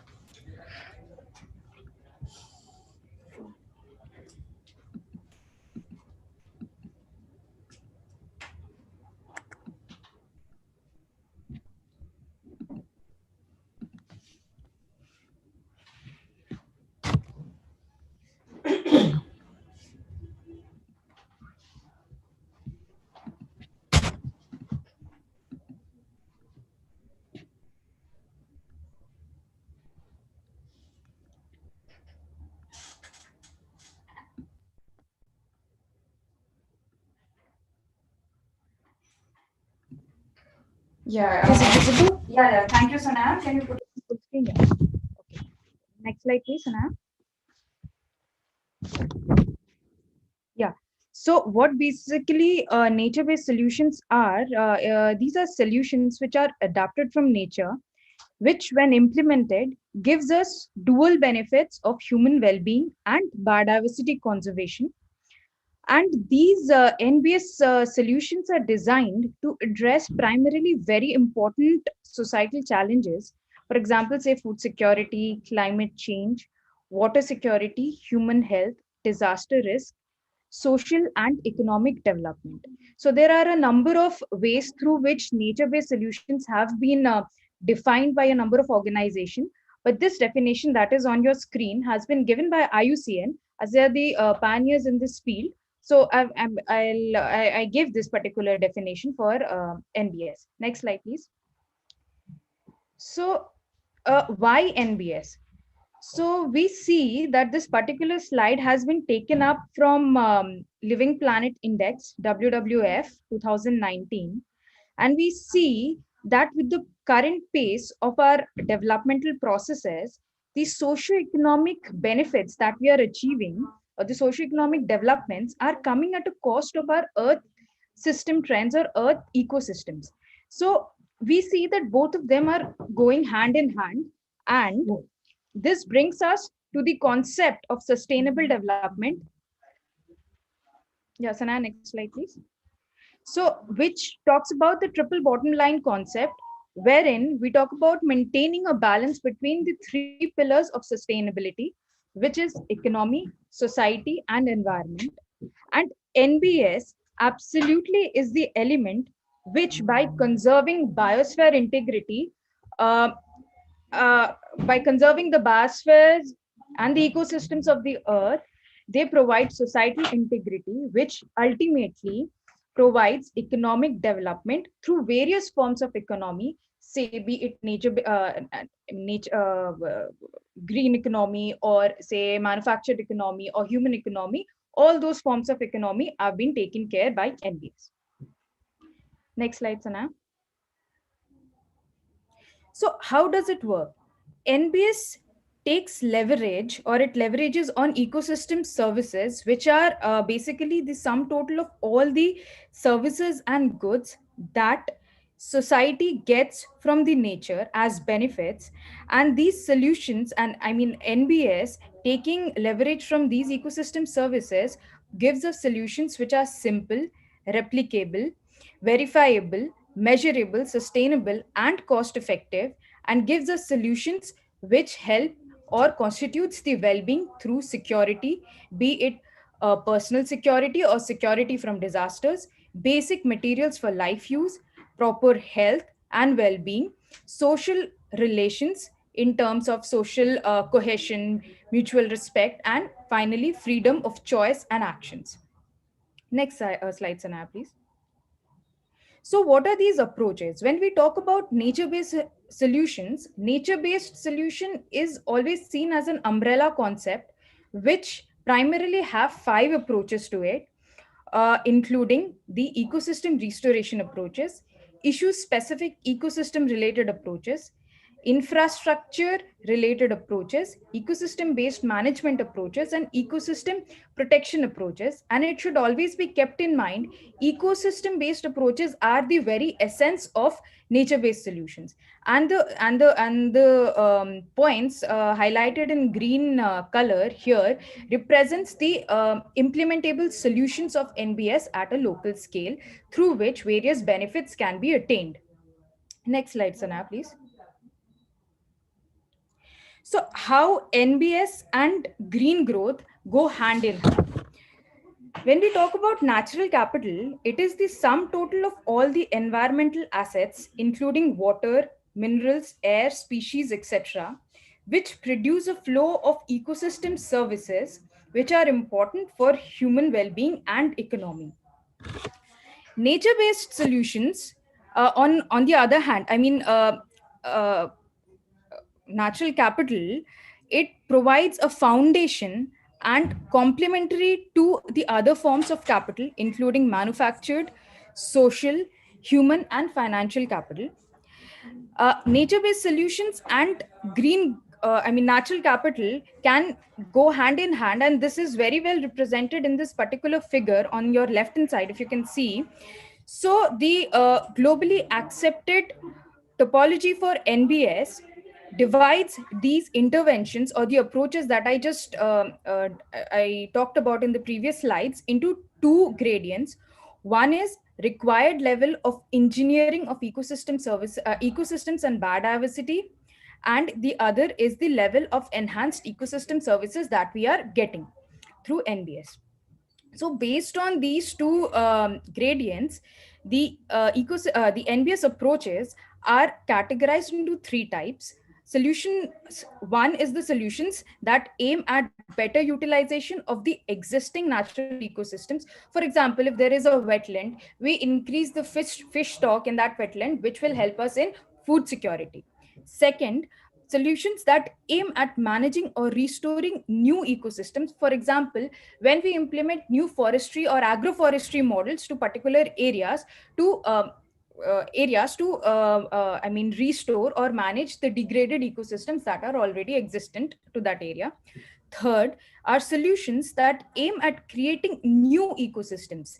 For example, in this case, we talk about aquaponics or hydroponics or green walls, wherein we are primarily using the engineering services or green engineering solutions to managing the societal challenges. So if you see in this particular graph, the entire area which has been highlighted in orange color, it represents the spectrum of natural capital, and the area of contention, or the three circles that you can see, or the approaches, NBS approaches, are the degree to which natural capital can be substituted with other forms of capital. For example, primarily here, the manufactured capital. So this is how NBS and natural capital, or at ultimately the green growth, they go hand in hand. Next slide, please, Anaya. So this particular figure is to give you an understanding of how these solutions may work independently or in collaborations. So this is a hypothetical situation where there is a coastal area and a protected area, as you can see in the figure 1. There's a protected area which has been in a coastal area, and there are certain mangrove forest in that area. Apart from that, this protected area has along its fringes, there are human settlements and agricultural areas. So you can see, because of the complete ecosystem present there, the pressure from the flood, or the sea storm surges or sea surges, is generally being compensated by the mangroves and the patch of protected area there. So in the second situation, degradation happens, and 90% of the protected area is gone, and there is an fragmentation of the area. And apart from that, urbanization, on the other hand, is also taking pace, and as a result, the mangroves have been cleared. So you can see here that this particular area faces pressure from both the ends. From the inland, there is a pressure from increased sedimentation and siltation, and from the seaside, there is an increased pressure from flood and other cyclonic activities or other extreme events, which may impact the urban areas, the farmlands, the protected areas, and the other the floodplains in that particular scenario. Now coming to scenario 3, they have implemented a few NBS solutions where we can see there are restored forest which has acted as a corridor between the fragmented forest patches, restored mangroves ecosystems, and flood walls, which together are acting as barriers for cyclones and other extreme events and floods. So in this way, we see that these solutions independently and as whole together, they are helping in an absolute development of that area. So we see that the area is thriving in terms of natural ecosystems as well as and the social well-being of that area. Next slide, please. Sana, next slide. So yes, NBS has been globally acknowledged in a lot of policies and lot of global commitments. For example, the Paris Agreement, the Sustainable Development Goals, the Sendai Framework. Coming to the national contributions or national targets, we see PM Agenda 10 also talks about imbibing all the principles of DRR in all sectors, which also promotes entry points for NBS into this area. Then we see the NDCs, the NAPCCs, the SAPCCs, the 10 essentials for making cities resilient. And CBD also promotes NBS. United Nations for UNFCCC is also promoting NBS. Ramsar Convention and World Humanitarian Summit have somehow or the other, directly or indirectly, have talked about implementing NBS in the local or at various scales. Sanaya, the next slide.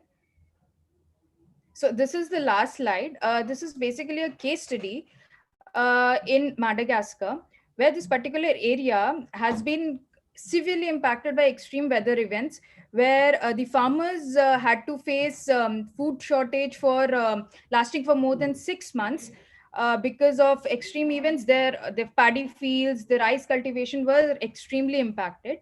So what they did, they implemented nature-based solutions, including climate-smart agriculture, agroforestry models were implemented, specific drainage strategies were implemented there. And in doing so, they had also diversified their ecosystem, their livelihoods through other activities. For example, beekeeping, then they used to take up leaf handicrafts. Something just happened on the screen. Yeah. Okay, so I'll just continue with this. Then what happened? Yeah, so after this, after implementing these nature-based solutions, the outcome that were following improved the food security. So as you can see in the figure, there are 3 generations of the local men standing there, and the first generation, as people could only get 1 rice meal per day after implementing these solutions, the second generations were able to get almost 1.5 rice meals per day, and the third generation were getting almost 3 times the meals in a day compared to the first generation. So this is how NBS has been helping in improving the food security. So yeah, that would be my submission. Thank you.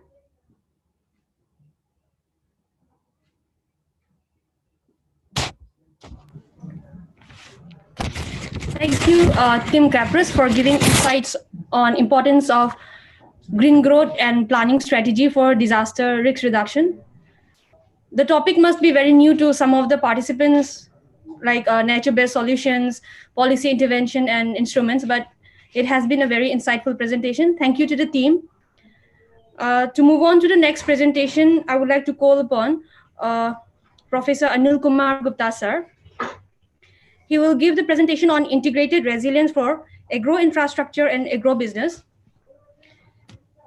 To give a brief bio about sir, Professor Anil Gupta is the head for Environment and Disaster Risk Management Division in National Institute of Disaster Management. He was the formerly head or director of Institute of Environment and Development Studies, Bundelkhand University, Jhansi since 2003.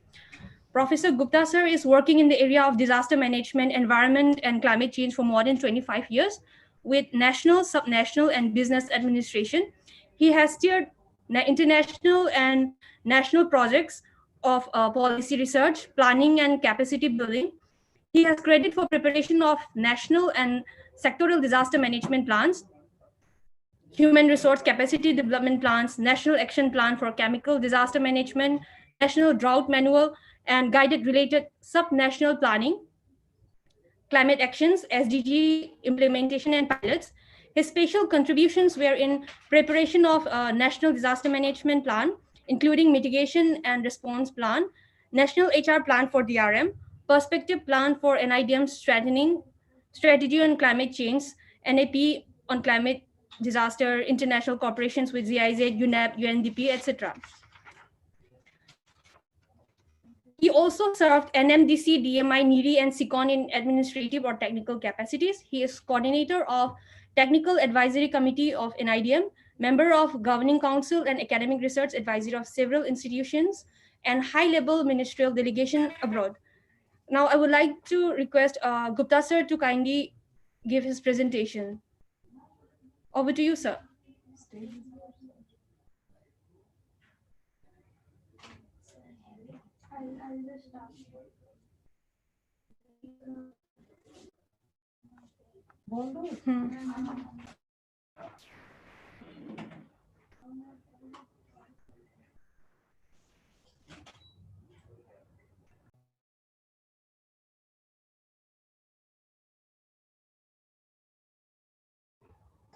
Hello? Hello? Yes, Am I audible? Yes, sir, kindly unmute your mic, sir. I'm unmuted. Am I audible? Yes, sir. Yes, sir, you are audible. Acha, acha, Sir, you are not audible. Hello? आवाज आ रही मेरी? Yes, sir. Abhi aa raha hai. Thank you. And it's a program is going very good pace. So I will be directly sharing my screen and then a small presentation. Since looking to the time, actually I have skipped some of the points that I thought, because some of the other participants have also covered and other speakers have also covered, and we have to close by 1 o'clock, and there are 2 more presentations after me. So I would be focusing on that how the businesses and industry related with agriculture should also think of disaster management, and also gear up to look at the climate risk and also address climate risk, so that the concept of resilient agriculture that can be realized. And when we say agriculture sector, as I was speaking during the inaugural session also, that although we say that the agriculture contributes to 12% of our the GDP of the country, but if we look at the agriculture dependent sectors, or agriculture dependent the economy, then I would say that it will cross even the more than 30%, are nearing 30%. So why I say so? Because a lot of other sectors are also depending on agriculture related entrepreneurs. So either in the form of the inputs or the post harvest kind of thing, and also the secondary entrepreneurships.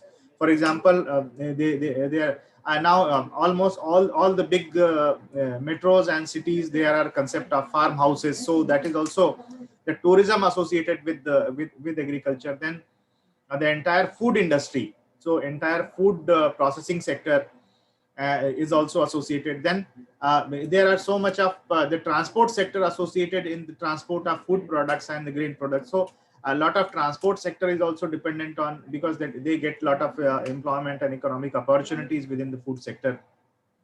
So these are also the kind of things. Then beside this, fertilizers and chemicals, so that sector is also largely depending on this. So agriculture is a sector which is feeding into many other sectors. So and within agriculture, when we look at the crop cycle, this post harvest that we are discussing these 3 days, emerges as a kind of a if we give weightage, so we will assign somewhere between 60 to 70% weightage to these kind of dimensions if we want to put an economic valuation. And this during post harvest, the role of agro business and agro industries is key. And there actually the non-farming communities and non-farming entrepreneurships are playing a big role in these. And why this issue becomes most important, very important now, as recently Honorable Prime Minister of the country has also given a call for vocal for local. So when we say vocal for local, then probably the focus should also come on the local level industries and local level businesses. So these are the businesses and industries which are located in the proximity of the farming areas and the agricultural areas. So we have to look into that. Now this is a common kind of a picture, and if we look at the agro business and agro industries resilience, then we find that it is the hazard that is natural, and certainly we are not in a position to do much of modification. Although now we have some good experiments and experience of weather modification technology, but what is more realistic is improving our early predictions and early warning system. So how we improve our forecasting? And there when we have been working with the India Meteorology Department, and there we say that not only the weather information, but weather data products, those are also important. So how these weather parameters and changes in the weather parameters affects your agri-business cycle, and also the agro industries industrial processing. So there has been very less research on this dimension, that how agriculture related industries and entrepreneurship is affected. For example, I was discussing that on the Jammu Kashmir highway, when there is a dense fog condition that prevails for around 3 weeks to 4 weeks time, and that is the post harvest season, and almost this October November period, and a lot of supply chain related with the agricultural product is disrupted, and then a good amount of those products are perishable goods. So how these natural hazards or climatic hazards are creating a kind of a physical risk, and then on the other hand the lack of our understanding of these risks and lack of our adaptation to these kind of the scenarios, likely scenarios, poses a kind of a layers of vulnerability. So that is important, that hazard and vulnerability both are important. And rather, in fact, I say, and there is a famous book called Vulnerabilities Does Not Fall From Sky. So that also indicates that the disasters are not always natural, but because of the vulnerabilities, those incidences are converted into major damage events. So these things are to be taken care while now we are trying to revisit the business continuity regime and the supply chain management regime in our agro business domains also. Now this picture shows that how two alternative scenarios are possible, that whether we have more proactive disaster risk reduction in place or we are only reactive. So in case of only reactive kind of a disaster management, they are actually we are focusing on managing the incidents. So the expenses on the rescue, relief and response operations are more, and that leads to significant damages and losses. And when we say damages and losses, these two things are different, because losses are more related with the non-tangible implications. For example, psychosocial issues, livelihood issues, food and nutrition issues, then other services, amenities, the aesthetic values, peace of mind. So these kind of, and social and political dimensions, so which are in fact equally or sometimes more important in the regime of sustainable development and disaster risk reduction, that kind of an integrated regime. So a proactive DRR initiative is very important, and during this coronavirus pandemic period, we had seen that otherwise also more than 70% of the industries and businesses in India never had a concept of business continuity management. And that is the reason a lot of businesses got disruption, serious disruptions during this period. And even the industries which had this concept of business continuity management, they seldom incorporated environmental emergencies and disasters as a major impediment to the business continuity. So that is a good lesson, that how DRR need to be integrated into sustainable business management strategies. Now we are discussing with various IIMs and other business schools also, that how to integrate the disaster risk management as a curriculum into business management. And many of the business schools are running the courses of the agri-business management, like IIM Ahmedabad, IIM Lucknow, and also that our ICR Institute is there in Hyderabad. So NAM. So we are in discussion with them also to look at these integrated. Just a glimpse of some products. And I was talking to some of my students whose families are associated with the businesses associated with fruits. So how the perishability of the fruits sometimes cause severe damage to them, and this perishability is a kind of vulnerability factor that is highly influenced by the weather pattern and weather changes. Thank you so much. God bless you. So these things are very important, and we see that how the prices also fluctuate. But most of the time, we understand these things only in terms of fluctuating prices. That in the shops, that how these products are available and how the prices are changing, but how it is affecting the in-between chain of businesses and entrepreneurships, and their economy, their sustainability. That is a important dimension of research and improved planning process. So this I wanted to focus. Just a glimpse of the large scale agro industries which are associated with these kind of things. For example, tea, spices, wheat, rice, sugarcane, cotton.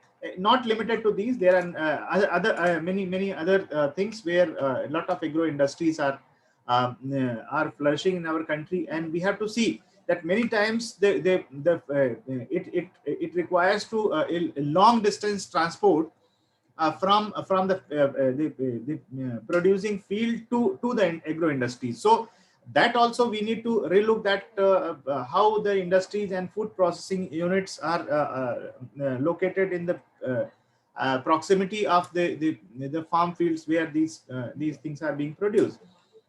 For example, now the tomato is being produced in central India and some belts, but there are no there's such kind of food processing units to use tomato. So it has to transport a long distance, and if there are any kind of disruptions, and this coronavirus pandemic period also had given that kind of experience. So what are the agro business issues related with disaster risk management? That during the post harvest in the farm processing, even the farm field also, when the crops are harvested and then ready to take to be transported, then in that case there are very frequent kind of incidences. Every year we face this kind of thing.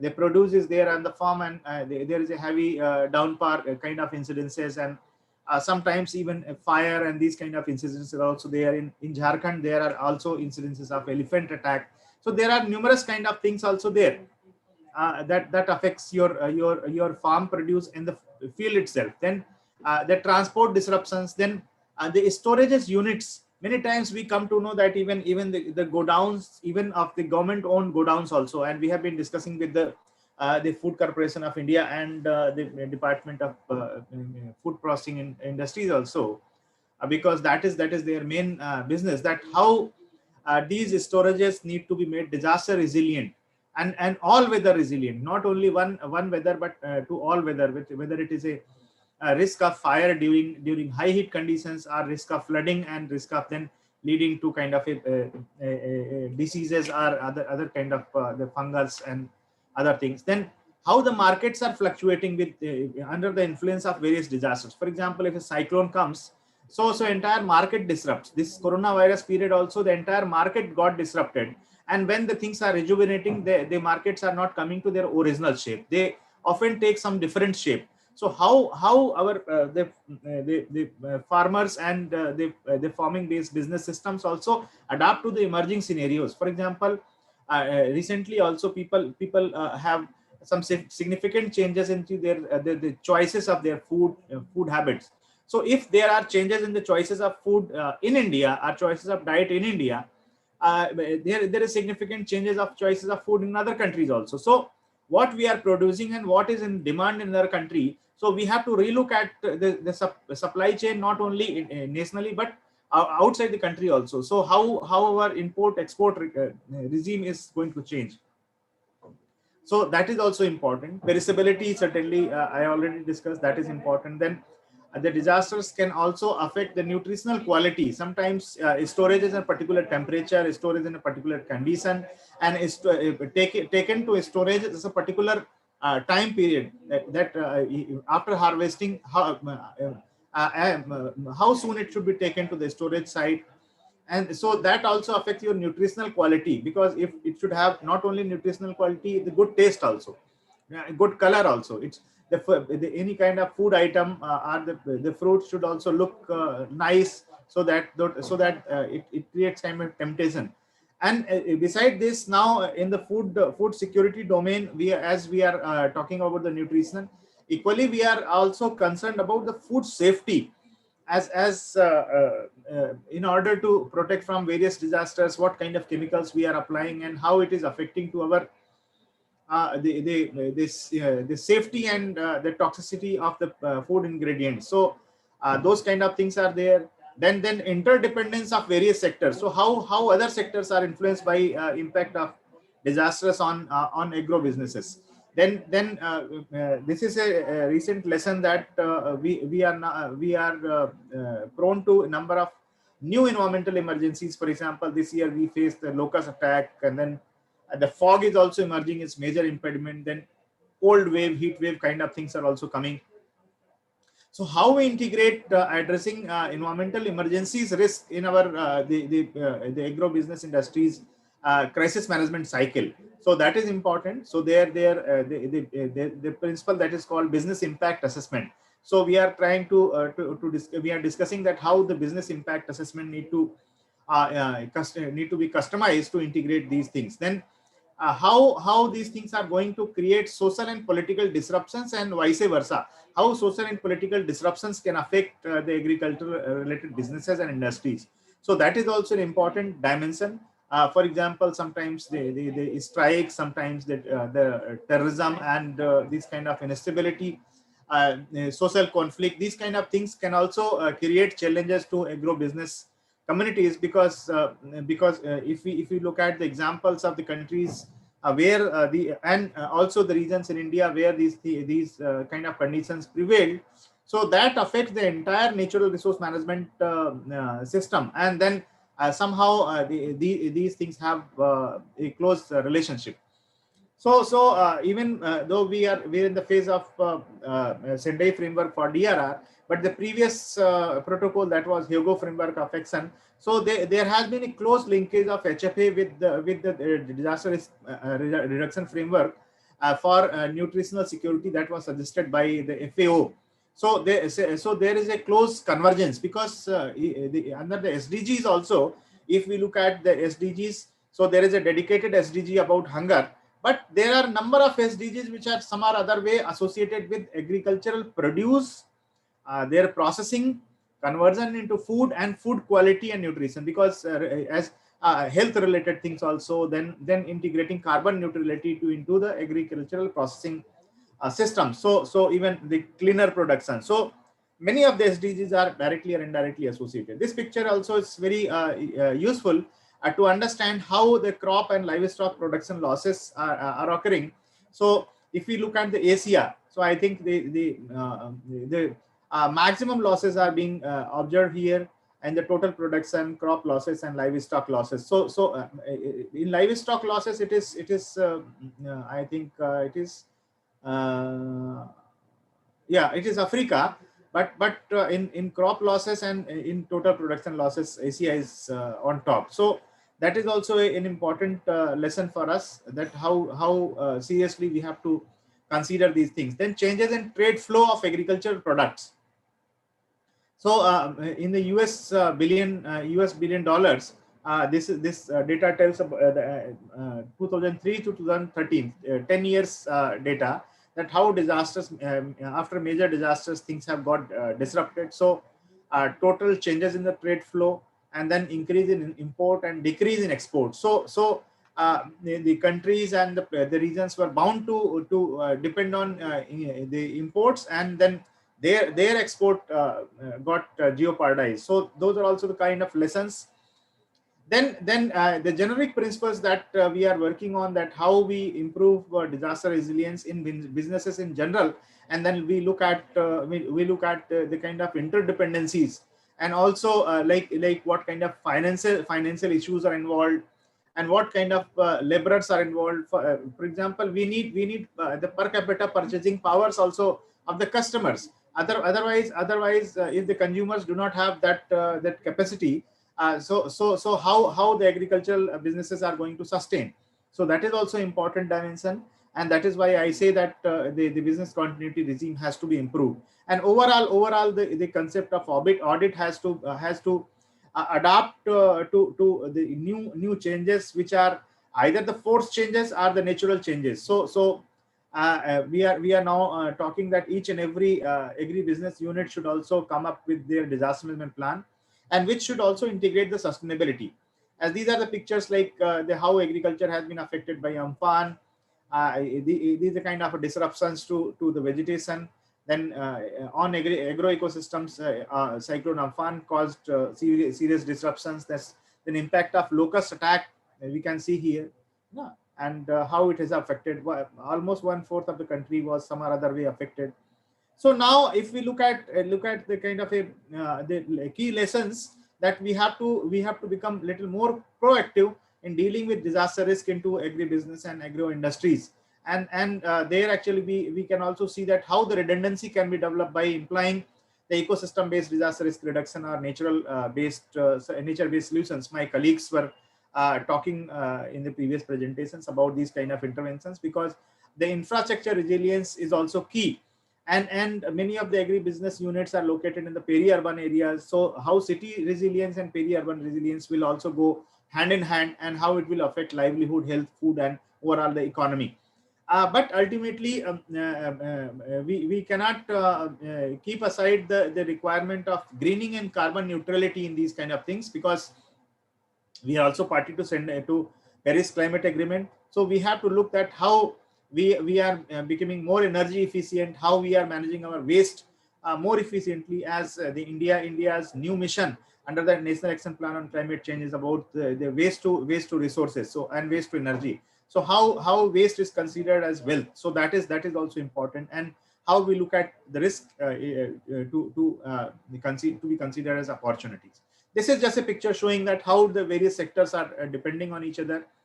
This is a picture that when we are talking of resilience and risk management, the things cannot go separated from the sustainability regime. So ecosystem-based interventions and ecosystem services are fundamental, and 4 types of ecosystem services are there as per the Millennium Ecosystem Assessment 2005. And agriculture largely contributes to these ecosystem services also, but on the other hand, the level of ecosystem services or ecosystem integrity also affects the agricultural business sustainability. So that also we have to see that how things go hand in hand, and ultimately there has to be some kind of balance. And this is also related with like the more crop per drop, or how we are now also the party to UNCCD. There we have committed that we will be releasing land back to nature. So how we are going to change our entire agricultural regime, that we optimize our land and water utilization, and low input high yield kind of thing, and high quality produce So that interventions requires a kind of a balanced thinking, and there the lessons of Lord Buddha are very important. And finally, looking to the requirement of protecting our ecosystems and environment, what Mahatma Gandhi ji said, that Earth has enough to they meet the needs of the people, but not the guilds of the people. So ultimately, we some kind of a balance between these things is important, and then all the industries need to emerge as a kind of a and transform into more sustainability and resilience regime by adapting to the new values and virtues. Because in the post-corona period, the things are not going to be totally as those were in the past. So how we are going to utilize more and more touchless systems, are automation and kind of things, and then in those kind of domains, how we are going to maintain or modify the values and virtues and ethics also. So these are also the kind of lessons. And thank you for inviting me to share some of the thoughts. And let us work together to a new regime of the sustainable and resilient agri-business and agri-industries in India and in the region. Thank you very much. Thank you very much, sir, for enlightening us with the topic agricultural business, agro-industry, disaster risk reduction, also explaining us with the climate change, disaster risk and its management, agriculture business issues, and recent disasters that happen in India. So now for the next lecture, I request Dr. Sandeep Man, Principal Scientist, DOT Division, ICAR-CIPHET, Ludhiana, for his lecture on impact of present pandemic on food supply chain and strategies to overcome the challenges. Before this, I would like to brief about sir. Prior to joining at ICAR-CIPHET, he has served as Associate Professor, Agricultural Engineering Division, Sirkot, Kashmir, and contributed toward teaching, research, and extension work. His area of research interests are design and development of processing machine, environment control structure, packaging and storage of agricultural produce, and mechanization of traditional foods. I welcome sir for his lecture. And I request sir to fix with time. We are running late. So I request sir to be in time the presentation. Please, sir. Thank you, Vidya. And good afternoon to all the participants. My senior colleague, Dr. Narsiya. So because time is very less, so I am straightway coming to the topic. So I hope I am audible. Yes, sir. It's audible, sir. Okay. So the selection of this program was very much appropriate, and you see that we are all facing this pandemic, and lot of changing occurred in mindset, practically, physically, so many things. And you see through the pictures, this is the scenario basically, and this is what we call food supply chain. So because time is less, so I will go quickly. So everybody know what the food is, which provides us energy, nutrition, that is called food. And you know that in India, the production is very good.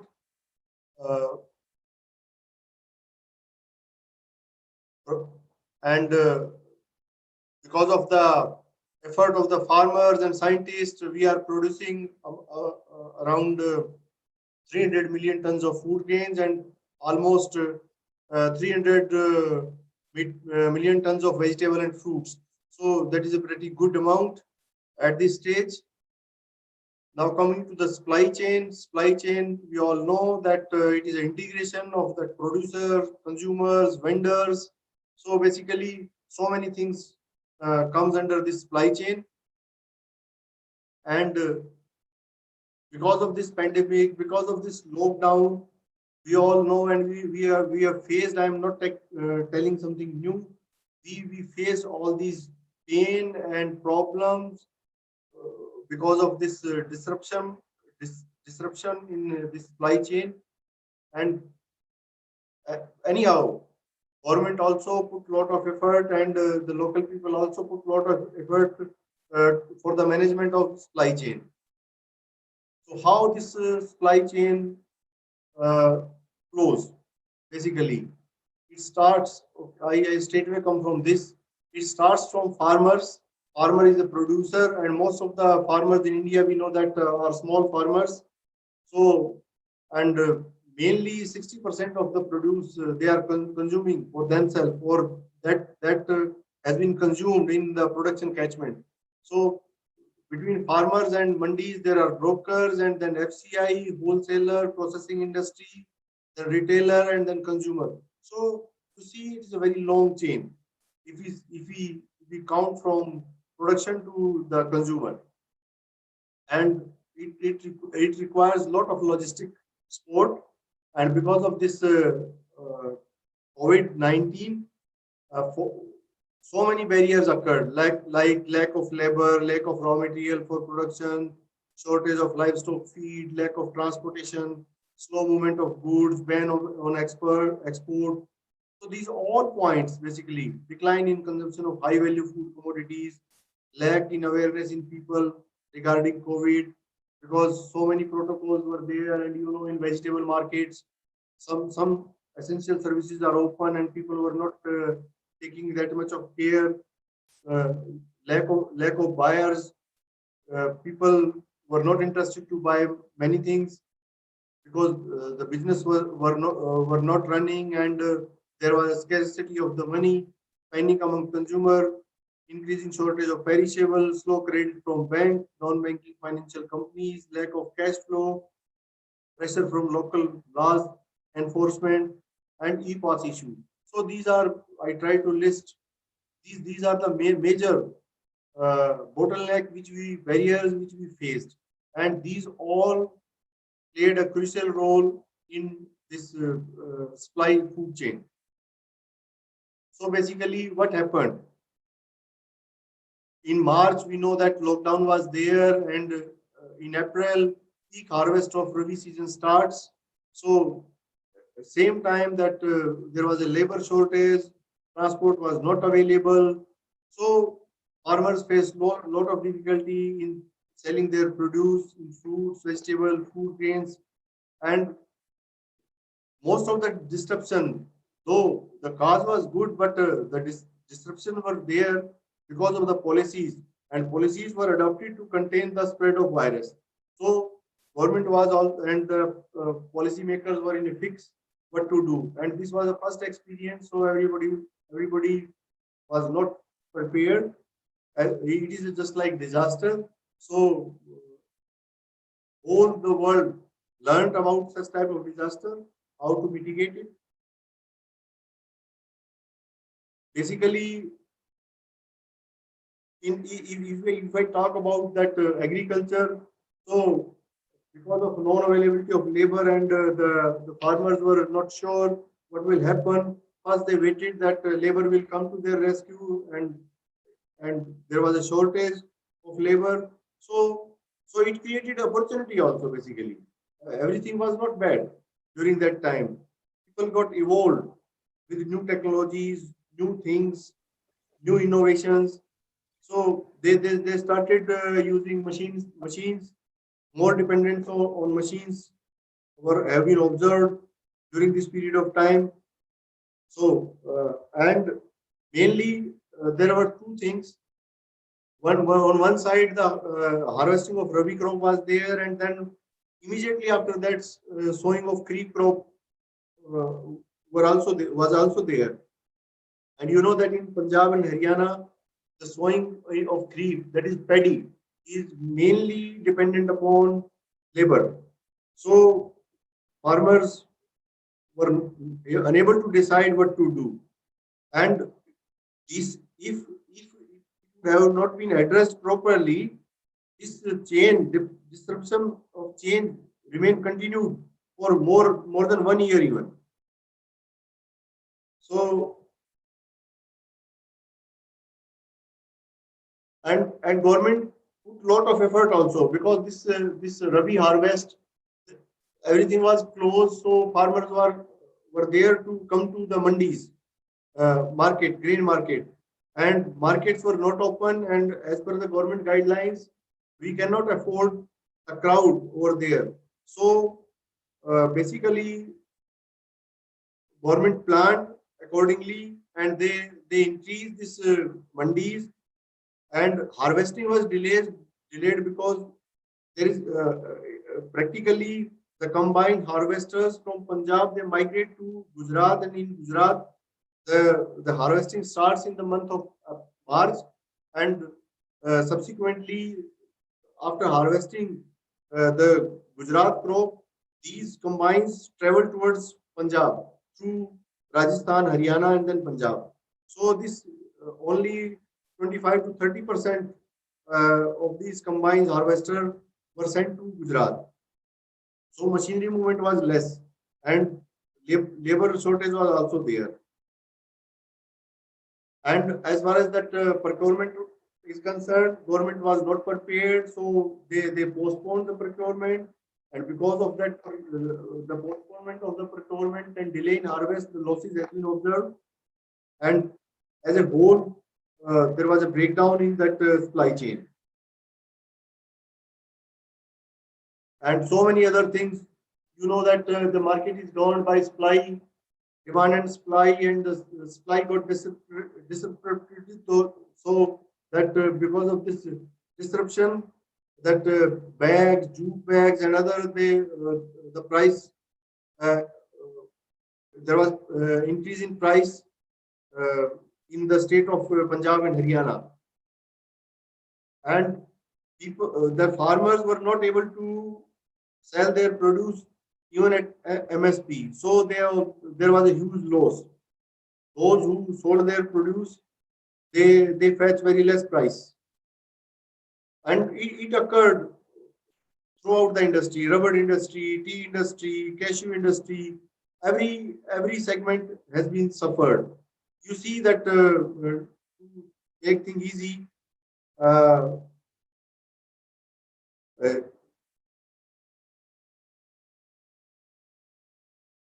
See the percentage change in the arrivals in the market. So it was from 12% to 60, 70, 80%. So there was a huge decline in arrival of food because government was also not increasing, and loss was quite good in horticulture also because of the perishable nature of the commodity. They suffered a lot. Mango season was there. They were, because of this movement restrictions, they lost about 6,000 crores of rupees. Transport itself was also a sufferer because they were not able to fly with, and the drivers were in panic, and they were not ready to move the trucks and all those things. So basically, restrictions were there.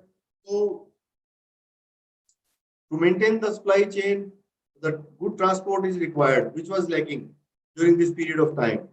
Dairy industry also suffered loss, though there was an instruction from the government that essential commodities should go, but because of the confusion in the instruction passed by the government, for first 10 days, it was very difficult, and the demand was less because hotel, restaurant, sweet shop, tea stall, all were closed. So at the part of the consumption, people were consuming less, but they evolved new things. So milk was converted into ghee, butter, other horticulture commodities like grapes. Those were converted into resin, mango to mango puree, and other many products. So people evolve all themselves. They learn new technologies, new technique, and they utilize them. They have, because the training institutes were not there, so they make use of the knowledge from the YouTube and media and from the internet. Poultry industry also, lot of bird have been killed, but uh, we are working with the farmers, and the farmers which are in close association with us, they earn from this because panic was created that if you consume poultry, so that COVID can spread through that. People were consuming less poultry, but in the farmer, level, village level, this awareness or this misconception was less. So at that point of time, they were able to sell, and the farmer which are associated with us, they told us that because of the disruption in supply chain and this feed, they were storing their own feed, so they have not killed their birds. They continue feeding them, and when after they withhold them for 20-25 days, and they fetch a good price after that. So opportunities were also there with the disruption. Export were also declined because of that non-movement of the goods. Basmati rice suffered a huge loss. Floriculture industry got collapsed. So now come to the overcome of effective supply chain management. So people basically started using machineries. So their dependence on machine and themselves, they start doing work themselves. They engage their family. They engage the people in the village. Government also came to the rescue. They announced Manrega scheme for local people. So they announced Manrega and Punjab Mandi Board and other government also, they launched e-POS system so that there should not be much rush in the market mandi boards. So, and lot of other mandis, other places were also declared as APMCs. So earlier you see that in Punjab, purchase center were increased from 1,840 to 3,691. So these were the steps. In Haryana also, the procurement center increased from 477 to 2,000. So because of that social distancing norm, government planned and they executed. Madhya Pradesh government also did the same. UP government also enhanced the purchase centers. Telangana government. So many examples are there. Government, as per the local need, they enhanced the center. Andhra Pradesh also increased, open new centers. So many steps have been taken. This I already explained that because of that delay harvest and delay in the procurement process, some losses have been observed. But the parallel other sort of supply chain also have been observed by the NGOs, by the social functionaries. Such type of scene we have in public distribution system, government pump money. So community kitchen were there. So the supply chain, no doubt, took a new path for poor. So these were the picture which we have all observed. Door-to-door delivery have been started. Online platform were used in abundance. Farmers were used this electronic national agriculture market. And lot of trade through online mode have been observed. And government launched Kisan Rath mobile app, and Pradhan Mantri, our Prime Minister Narendra Modi Sahab announced 20,000 crore package.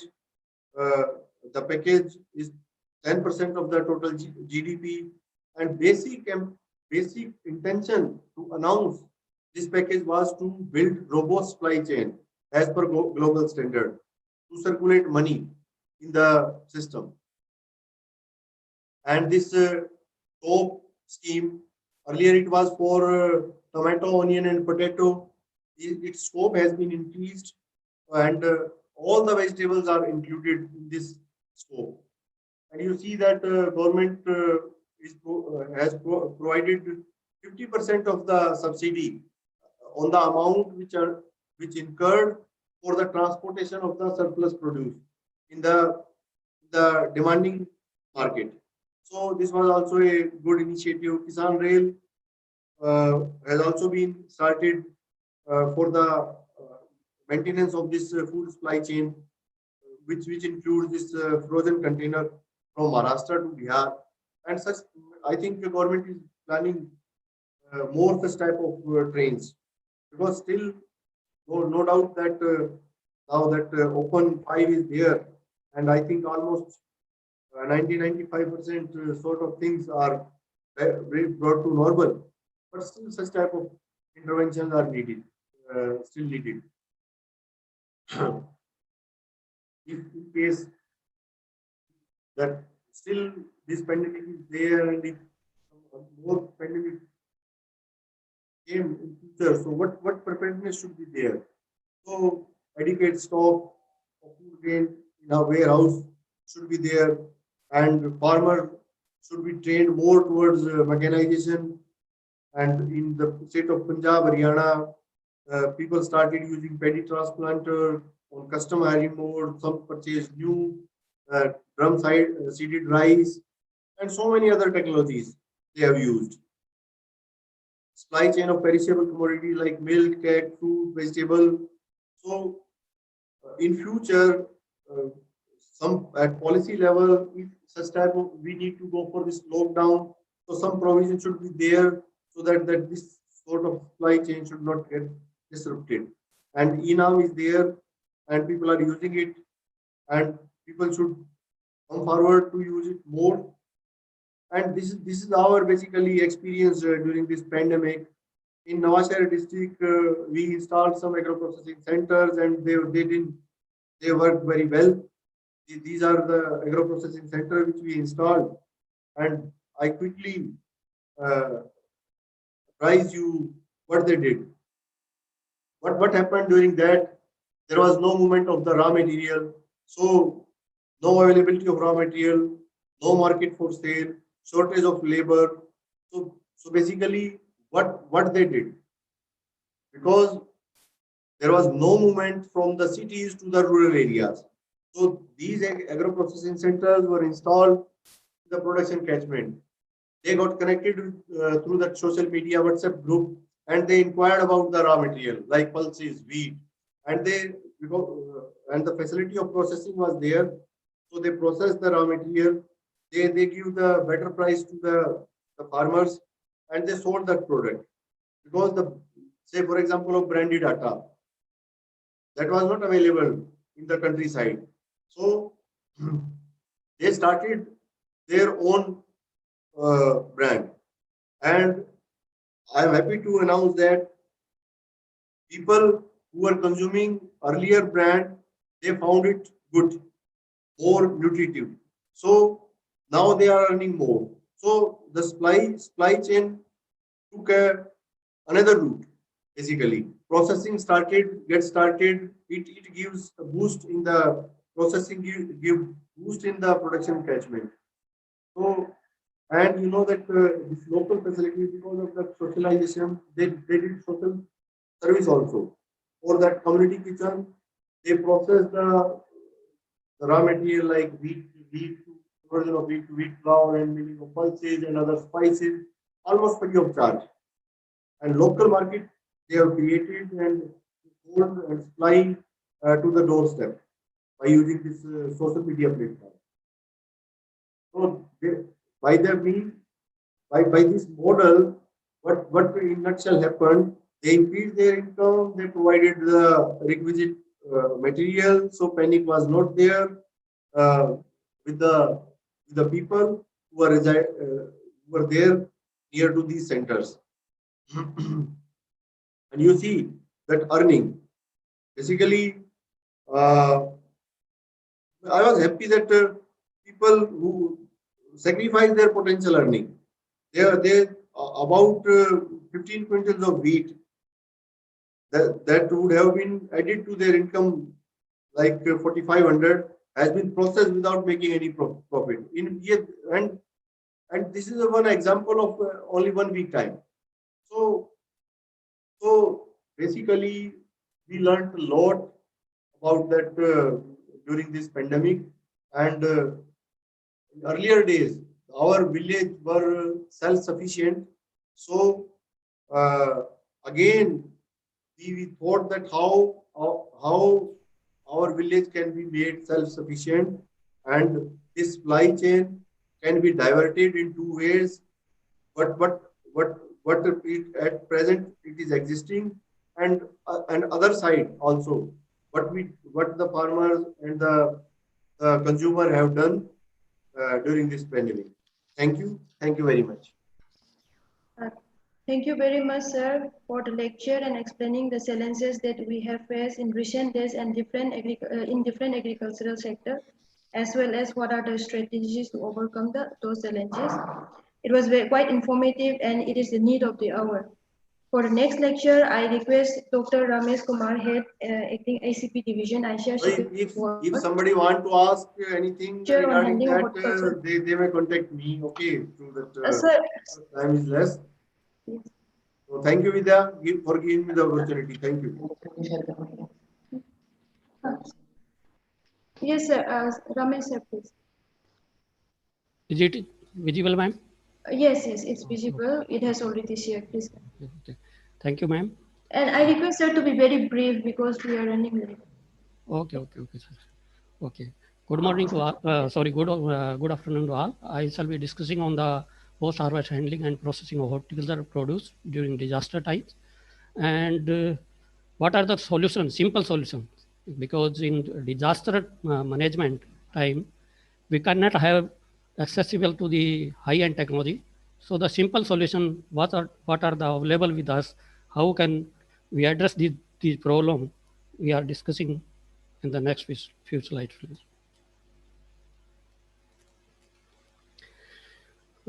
This disaster can happen because of the many reasons, that may be flood, drought, cyclone, or climate change. This has been discussed by earlier speakers, so I will not go in details. But our goal should be to sanitize the produce and to keep the produce cool as far as possible, because this will help in reducing the moisture content and slow down the respiration rate, which ultimately increase the shelf life and extend the market availability of the fruits. Though careful handling is also required, because during the handling some physical damage may take place to the horticultural produce which are perishable. So we have to avoid any physical injury to the fruits so that they might not impact during the storage. Now, why this post-harvest handling is needed? The simple reason is that during post-harvest management, we are reducing the post-harvest losses. That is why we are adding some additional food to our existing food levels without bringing additional land under cultivations. Food safety is the another advantage by following the good management practices, and economic value, that is by avoiding market glut, and that is by getting higher prices in the off-season market by the way of delaying the ripening. Employment generation is the another benefit by utilizing the farm labors or bringing the infrastructure in the production catchment area, and then the climate footprints. Since by using this post-harvest technology, we are reducing the wastage, and that's why we are protecting the environment as well. These are the unit operations that has been followed during the post-harvest handling of various fruits and vegetables, right from harvesting to the transport, and then ultimately it reaches to the consumers. If we look at the harvesting, I'm talking about the simple solutions. I already said that high-end technology may not be available under these situations, under crisis or the disaster or any natural calamities. Then we have a simple solution by harvesting. Generally, people, they are harvesting during the daytimes and when the temperature is high. Actually, we have to plan the harvesting in such a way, either we do harvesting early in the morning or late in the night or evening hours, so that the produce may not get excess exposure to the sun. Another thing is that once fruit has been harvested, it should immediately be transported to the pre-cooling facilities. And pre-cooling is also expensive. If you are following the vacuum cooling, it is fast, but we can use the forced air cooling or hydro cooling at farm levels. Then sorting can be done with the help of the manual labors. That is by discarding the dead, diseased, and defected fruits, because if they are kept in that produce, they will carry the secondary infection to the other fruits, and the whole layer may spoil during the transportation or storage period. Then the washing and disinfection. Generally, we are using simple washing. We are not following any scientific washings. So for scientific washing, we can recommend the chlorinated water, so that any microbial load that is coming from the field, that can be avoided. And since we are doing the washing and people are in hurry, they immediately store the produce in the cold storage, but that is not a good practice. The good practice is surface drying is to be followed, because any moisture that will be on the surface of the fruit, it may encourage the microbial load during the storage, because most of the fruits they are harvesting, they have injury at the stem end. And if there is moisture at the stem end, it may increase the microbial spoilage during the storage or transportation as well as the packaging. Then comes the gradings. Different grades and standards are available for the different produce as well as the exporting countries. Though generally we are not following in our simple terms that grading is usually done in the field or farm based on the color, shape, and size, but not on the basis of the maturity. But if we are following on the basis of the maturity, then we are able to know that this produce is whether we can transport to the long distance or short distance or the local marketing. So we have to do the grading on the basis of maturity as well. And after grading, whatever the produce left for undersize or oversize, they are getting less prices in the market. So we can process that produce that is oversized or undersized, and the remaining produce, which is good produce or medium size fruit and size, then can be marketed by using the post-harvest treatment that can extend the shelf life, and they then follow the packaging, storage, and transportation to reach to the end user consumer. These are the simple examples of sorting or grading. We have to do the grading based on the visible color, similar shape and size. But in case of the vegetables, you can look this vegetable head, cauliflower head. We have to remove the leaf. Sometimes we are including the leaf, full leaf. We have to trim the leaves if you have to maintain the quality, and we should not remove the complete leaf. Otherwise, the desiccation of the head card will start during the storage. And although this grading is presently done by machine vision camera, but this technology may not be available during the crisis. So the simple color chart may be used for the grading of the tomato or some other vegetables, like in case of fruits also, mango. But while grading, we have to see the harvesting or the maturity of the fruit as well.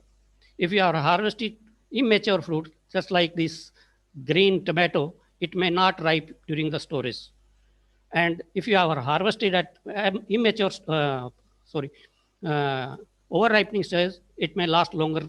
It may not last longer in the cold storage. The optimum stage of harvesting or optimum stage of maturity is must for the maximum shelf life of the fruits. And if we harvest the tomato at breaker stage and store them, it can last for 15 to 20 days in cold storage. And similar is the case with the mango.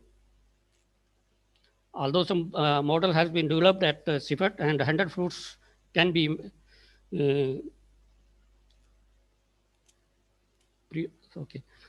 these are the simple post-harvest treatment that can easily be applied at the field. Calcium chloride application, it can be applied as a pre-harvest as well as post-harvest application. Vapor heat treatment is generally done in case of mango to kill the maggots of the white flies, and the edible coating. Presently in the market, this paraffin wax is available, and that is not edible. So the edible coating can be applied, and these edible coating can be prepared from the polysaccharides or the starch, which are easily available in the markets. MAP is the another technology, modified atmosphere packaging, and it can be combined with the cold storage or the other high-end technology for maximum benefit. One MCP treatment, though it may not be possible at the field level, but in lab level, we can carry out. Shrink wrap packaging, It is another advanced technology, although it is a part of map, but the fruit can be stored for longer time compared to the map. And it can be a substitute for the cold storage or refrigerated storage under field condition. Now we can look at the ethical or unethical practices which are going in the market. Generally, the farmers, they are using calcium chloride for ripening the produce, and we have to avoid this practice because we are high-end technology is available for this ripening of the fruit, the ripening chamber. If it is not accessible, then we have ethanol. By applying the ethanol also, we can achieve this goal, but we have to avoid the use of calcium chloride as it imposes several risks to our health. This is the case of modified atmosphere packaging, very simple technique and can extend the shelf life by 3 to 4 days over the control map. This is the shrink wrap packaging. By wrapping the fruits individually, you can double the shelf life of the fruit as compared to the simple modified atmosphere packaging. Then further, you can make a very attractive packaging and can offer this as a gift to the any person. So the shelf life extension is very high in this case of shrink wrap packaging. It can replace the cold storage requirement. Suppose this quinoa, it can be stored for 15 days under ambient condition. But if you are wrapping in shrink wrap tray or individual fruit wrap tray, it can last up to 1 month without any refrigeration. These are the simple temperature requirement, although it is known to all, but we have to take utmost care in case of subtropical fruits. They should not be stored below 5 degrees centigrade because if they are stored below 5 degrees centigrade, there are chances of chilling injury to them. So the suitable temperature is 8 to 12 degrees centigrade. We have to follow this thumb rule while storing the produce in case of the subtropical fruit. Now, this is the man-made disaster. Though we cannot avoid the natural calamity or natural disaster, but we can avoid this man-made disaster. The vegetables, they are packed in the gunny bags, and what will be happening with the produce when the mans, they are sitting above it. So we have to avoid this type of situation, and plastic crates are easily available. You can pack in them and then transport. At least compression loss will not be there, and if facility will be, we can use the innovative way of reefer vans. Now, certain machineries, they have been developed at CIPHET. I'll briefly go through it. I will not take much time. And this is the harvesting tool for the bear, because this bear tree is having thorn and cannot be harvested with the manual. So this is the another fruit harvester in case of jamun fruits. Banana comb cutter has been developed for the safe separation of comb from the banana, and the cost is not much high, 500 per unit. Then bear stoner, after destoning, the fruit can be utilized in case of processing as well as the minimal processing. This is the compact fruit grader that can be used at the field level and can easily be graded 300 to 400 kg fruits per hour and can be stable for many fruits, bear, amla, and tomato. This is the complete pilot plants for fruit waxing in our campus, and with a capacity of 500 kg per fruit. This is the small tools. With this tool, we can separate 20 to 25% aerials, and this tool has been upscaled with a mechanized version where 5 tons per hour aerials can be separated in time. This is the custard apple pulper, or this is another lychee peeling machine, mostly suitable for when we go for the processing. As we were talking about the farmer, doubling farmer income, if we are going to double the farmer income, we have to go for the processing of the fruits. So these are the technology have been developed by the CIPHETs, and you can see the immune boosting products. These are much required in corona calls for boosting our immune system, so that the farmer will get high revenue as well as protect them from their adverse environment or disease during the outbreaks. These are the diversification. As we need the diversification in case of crop, we also need the diversification in case of crop product also, because there are so many products already available in the market, and if you have to compete in the market, you have to have a variability in their products. So you can use this dehydration by using the by harnessing the sunshine available lot in during the summer season, then whey-based beverages. You can utilize the whey, dairy waste by preparing this type of soft drinks, and then high-end products like candy, then canning. This is another area that can be explored for the minimal processing of the vegetable, and it is much stable because both husband and wife, where they are working. Now, coming to the price difference, if you have a fresh fruit 15 to 20 rupees kg and convert into fruit bar, we are almost getting 20 times value addition. This is the adverse. Suppose if we are not able to process into high-end products, simply we can convert into fruit or juice, then only we get 4 to 5 times value addition, and maximum value addition will take in case of potato, that is up to 40 times. And the processing also will not be economical until we utilize the waste. And we have developed a stand technology in case of quinoa. From the peel, we have extracted the pectin, and 10% recovery was obtained. And after extracting the juice, the pomace was left over, and this pomace was converted into the candy. So each and every part of the fruit was utilized, and this candy was rich in fiber as well as the medicinal value, because this waste we convert limonene and naranji, which have a medicinal value. So we are getting both win-win situation. Based on the developed technology, we have trained several entrepreneurs, and they are taking this guava, chili, and amla processing in their catchment area. These are the probable solution for the future plans that can be taken up during any crisis. The mechanized solution for labor shortage, doorstep service of the post-harvest machinery, and then promoting washing. That is scientific washing. And all these parameters we have to taken into consideration in our future plan. And we have to have a efficient, cool efficient chain right from the harvesting to the consumers, if we want to tackle this pandemic type situation in future. Thank you. Thank you very much, sir, for your lecture. It was quite informative and worth sharing to understand the handling of fruits and vegetables during calamities as well as in other time. Also the value addition of agricultural produce. For the next lecture, I request Dr. K. Pembem, Scientist, DOT Division, ICAR-CIPHET, Ludhiana, for her lecture on impact on food and nutritional security due to disaster, calamities, or pandemic. This is the last lecture, and I request the speaker to be very brief.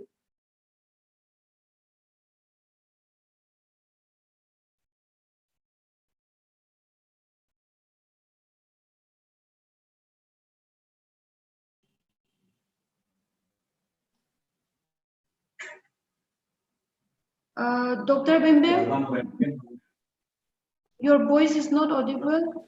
Okay. Is it audible now? Yeah, it's audible. Okay. Most of the deaths in emergencies occur due to malnutrition. That accounts for about 33 to 50%, and food and nutrition programs cost up to 50% of the total humanitarian aid. And in times of emergency, in the context of emergency, right to food is more critical than any other human right. And food security is usually an issue in terms of emergency, and if it is prolonged, it may lead to nutritional emergency.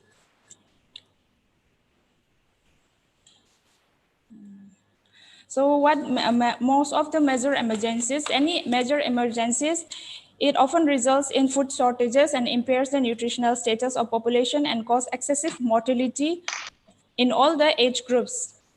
So nutrition is therefore a key public health concern in any emergency situation. Malnutrition is one or more of its various forms is a main feature during calamities. Not only protein energy malnutrition arises, but also deficiencies due to micronutrient and vitamin deficiency in the diet arise. Let's see how do disasters affect the nutritional status, food and nutritional status of the population. Not all disasters produce the same shortages of food that will impact the nutritional status of the population. So any disasters like earthquake, for example, earthquake have little effect compared to floods and hurricanes and cyclones. Any type of disaster, it will disaster transportation and the communication system. So therefore, even if there is food store, like people does not have access to food, and as a result, nutritional problems may arise. And the nature of food and nutrition problems, it depends on the type of disaster, duration, and the size of the affected area. And more importantly, the nutritional status prior to disaster is important. Coming to the nutritional status globally, according to the global hunger situation, nearly 690 million people are undernourished, 144 million children are stunted, 47 million children are wasted, and 8.9% of the whole world population are undernourished. And India stands at a very severe state of malnutrition with a score of 27.2 in the GHI score, faring far behind our neighboring states like Nepal, Bangladesh, and Pakistan. Seeing the trends for the improvement in the global hunger index, India, we still are far from reaching the zero hunger state by 2030, as stated by the Sustainable Development Goal. This is to classify who are nutritionally in emergency. The IPC has classified into 5 phases: generally food secure, moderately borderline food secure. 5 phases based on the key reference outcomes. So how do we manage nutrition in major emergencies? The basic aim is to provide food aid, which is to prevent malnutrition in the population affected by disaster or any kind of emergency, and plan for the treatment and management and cases of malnutrition that has already in existence and existence prior to disaster, or which have become acute and will become even more evident. This is done through 2 types of feeding program. One is general feeding program, and the other one is selective feeding program. General feeding program for all the population group, and for the selective feeding program is for those who are severely and acutely malnourished. So the management principles to be followed is that we have to have a knowledge of the nutritional requirements, identify the most vulnerable groups, and meet the protein and energy requirements, also meeting the nutrition, micronutrient and other specific nutrient requirements, and to monitor the adequacy of food access and intake in terms of quality and also quantity. Let's see who are vulnerable. Those who have who are like it can be grouped into physiological vulnerable, geographical, political, and those who are internally displaced and refugees. These people are more vulnerable. Coming to the nutrition requirements, the UN FAO and WHO consultation has given that energy requirement of 2,100 kilocalorie per day and protein requirement of 46 gram per day is assumed, considering like BMI of 22 BMI, and then having a light physical activity during the crisis. So food during emergencies, it can be like, it is divided into 2 stages. In the initial stages, there are instability and acute shortages and mass movement of people, as we seen in this time of pandemic also. The victims are totally dependent on the aid, and at this time, at this stage, it is managed by the internal governments and the NGOs, and also by individual volunteers and support agencies. And the second stage is the situation when the situation is stabilized and it is a stage of establishment. Affected people are organized and they cope to the newer strategies to find more adaptability has arise, and then at this stage relief can be more targeted towards more needful person who are in more need, who are nutritionally poor. So characteristics feature of emergency food in disaster response program should have two components, that is the nutritional consideration and also the functional features, which comprise of in the nutritional consideration comprise of the formulas feed, food diversity, nutritional needs, different groups, food health and safety has to be considered, and functional features has to be also be considered to fulfill the nutritional needs in emergency situation, in any kind of emergency situation. So what is the proper management for food supply? The main objective is to ensure safety and prevent disease transmission through food, to avoid contamination, be it physical, chemical, or any kind of biological contaminants. Let's see the food and nutrition in times of COVID. We have seen a huge impact on food availability and accessibility, and significant proportion of the populations involved in informal sectors, migrant workers, those who are not registered, they are facing maximum hardship. And since because poor people, they spend most of their income in food, they are the ones who are mostly affected.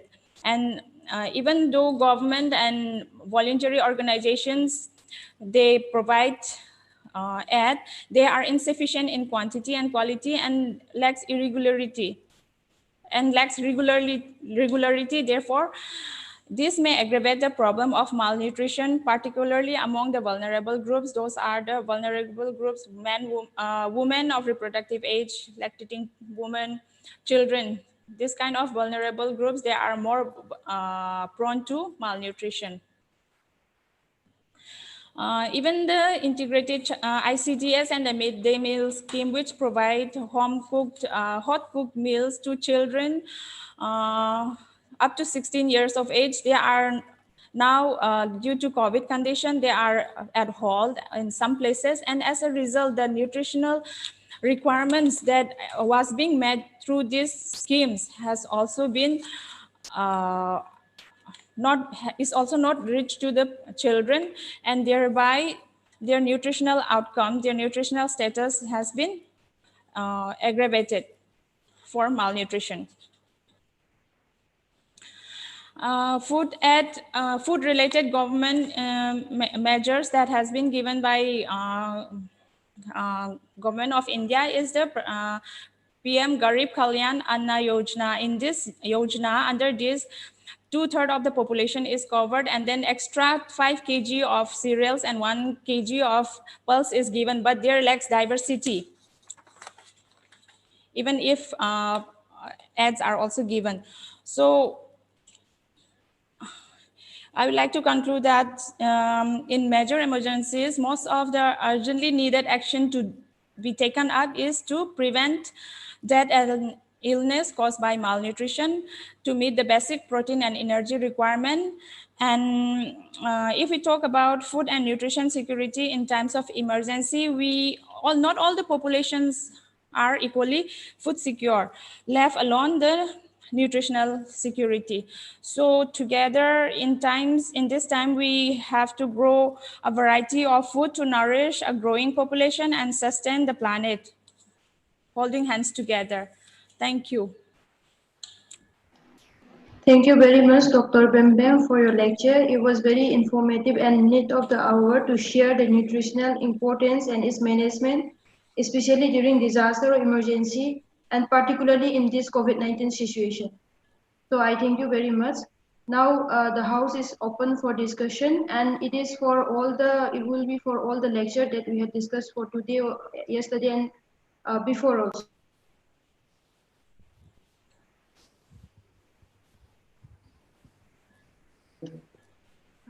We can discuss for 5-10 minutes. Any Dr. Vidya Lakshmi, there were some questions related to disaster management. Gupta Yes, sir yes. can answer. If you can please ask that question to Gupta sir. Yes, sure. The question, it was yesterday's question. And the question was, sir, I am MBA in disaster management. How can I use it and where, please, if any job related to my field, where I can use it? Means he's asking about his degree. He has done MBA in disaster management and where he can work with his degree. This is the question.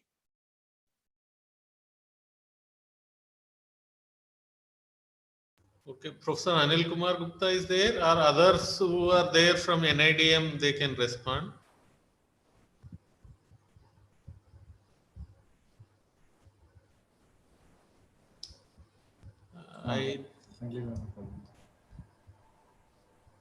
Hello. Yes. तो एक आपको module बनाना पड़ेगा, ठीक है, उसका heat wave का बनाना है। एक हीट वेव की फाइल है सनाया से, आप ले लेना।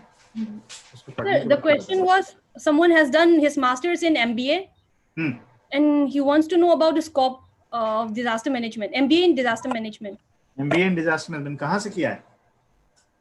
वो तो it's not mentioned, sir. It was yesterday's question. And he did not mention from where he did, but the question is he did MBA in disaster management and where he can work with his Actually, there are few places where MBA in disaster management degree is given, but the curriculum is varying from Indore University is also giving MBA in disaster management. Indraprastha University is also giving MBA in disaster management, and some other places also. So MBA in disaster management primarily, if I look at the kind of syllabus that Indore University has, so they get good opportunities in the private sector, industry and business sector also, corporate also. But MBA in IP University, Indraprastha University, they are more targeting more into government, either government sector or consultancies. So Indraprastha University MBA is more focusing on industry, fire, and these kind of things, and GIS. Whereas IIM Indore is more focusing on disaster management is in business management. So disasters in business management. So both have scope, but in general, what I have seen that the curriculum of MBA in disaster management also needs to be improved. Abhi jo padha rahe hain, so it also requires lot of improvement in the course, and there actually the requirement of industry has to be seen. Otherwise, there is a scope, there is a good scope for MBA in disaster management, because now we are asking each and every industry to prepare a disaster management plan, and so plan banega to plan has to be implemented also. So all the business houses will engage some people in disaster management. For example, past 8 months or so, we are working closely with FICCI, and FICCI has established a complete department of disaster management. So similarly, CII is establishing, ASSOCHAM is establishing. So disaster management subject is becoming a popular demand now. You know? So even as I was discussing that this subject is going to be soon of interest to the agro business communities also. So there is a scope, but only think what are the other combinations, what is the graduate degree that person has done, from where he has done, he or she, and what is his or her interest also. Academics में जाना है तो फिर MBA करके फायदा नहीं है, या रिसर्च में जाना है तो फिर मास्टर्स साइंस करना चाहिए, या फंडामेंटल डिसिप्लिन्स में करना चाहिए. So that has to be seen that what actually the student is looking for. Okay.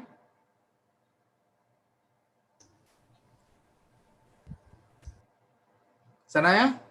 Thank you, sir, for the answer. And if there is any questions, I request all the participants to send through feedback, and we'll reply accordingly. We'll intimate to the speakers and we'll reply accordingly. And I request all the participants, if they want to comment or suggest or any experience, if they want to share any one of the participant, you can give in few words, please. If anyone is willing to give suggestion, comments, or experience with this training program, otherwise we'll proceed with the valedictory session.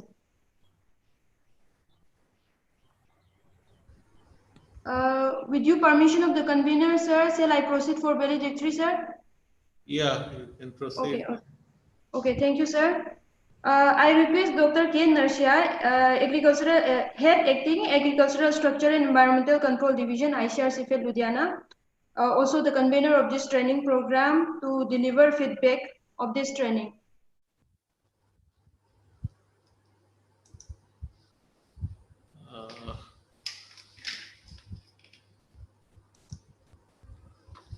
Okay. Good afternoon to all the participants.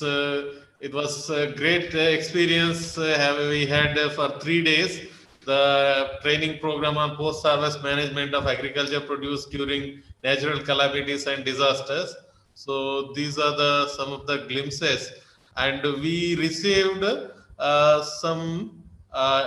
This is the program. Like on first day we had inaugural, and then Dr. Nachiket, Director ICAR-CIPHET, Professor Indramani, and myself gave different lectures. Excuse me, sir. Sir, it's not in slideshow. It is not in slideshow. Okay. Yes, please. Wait.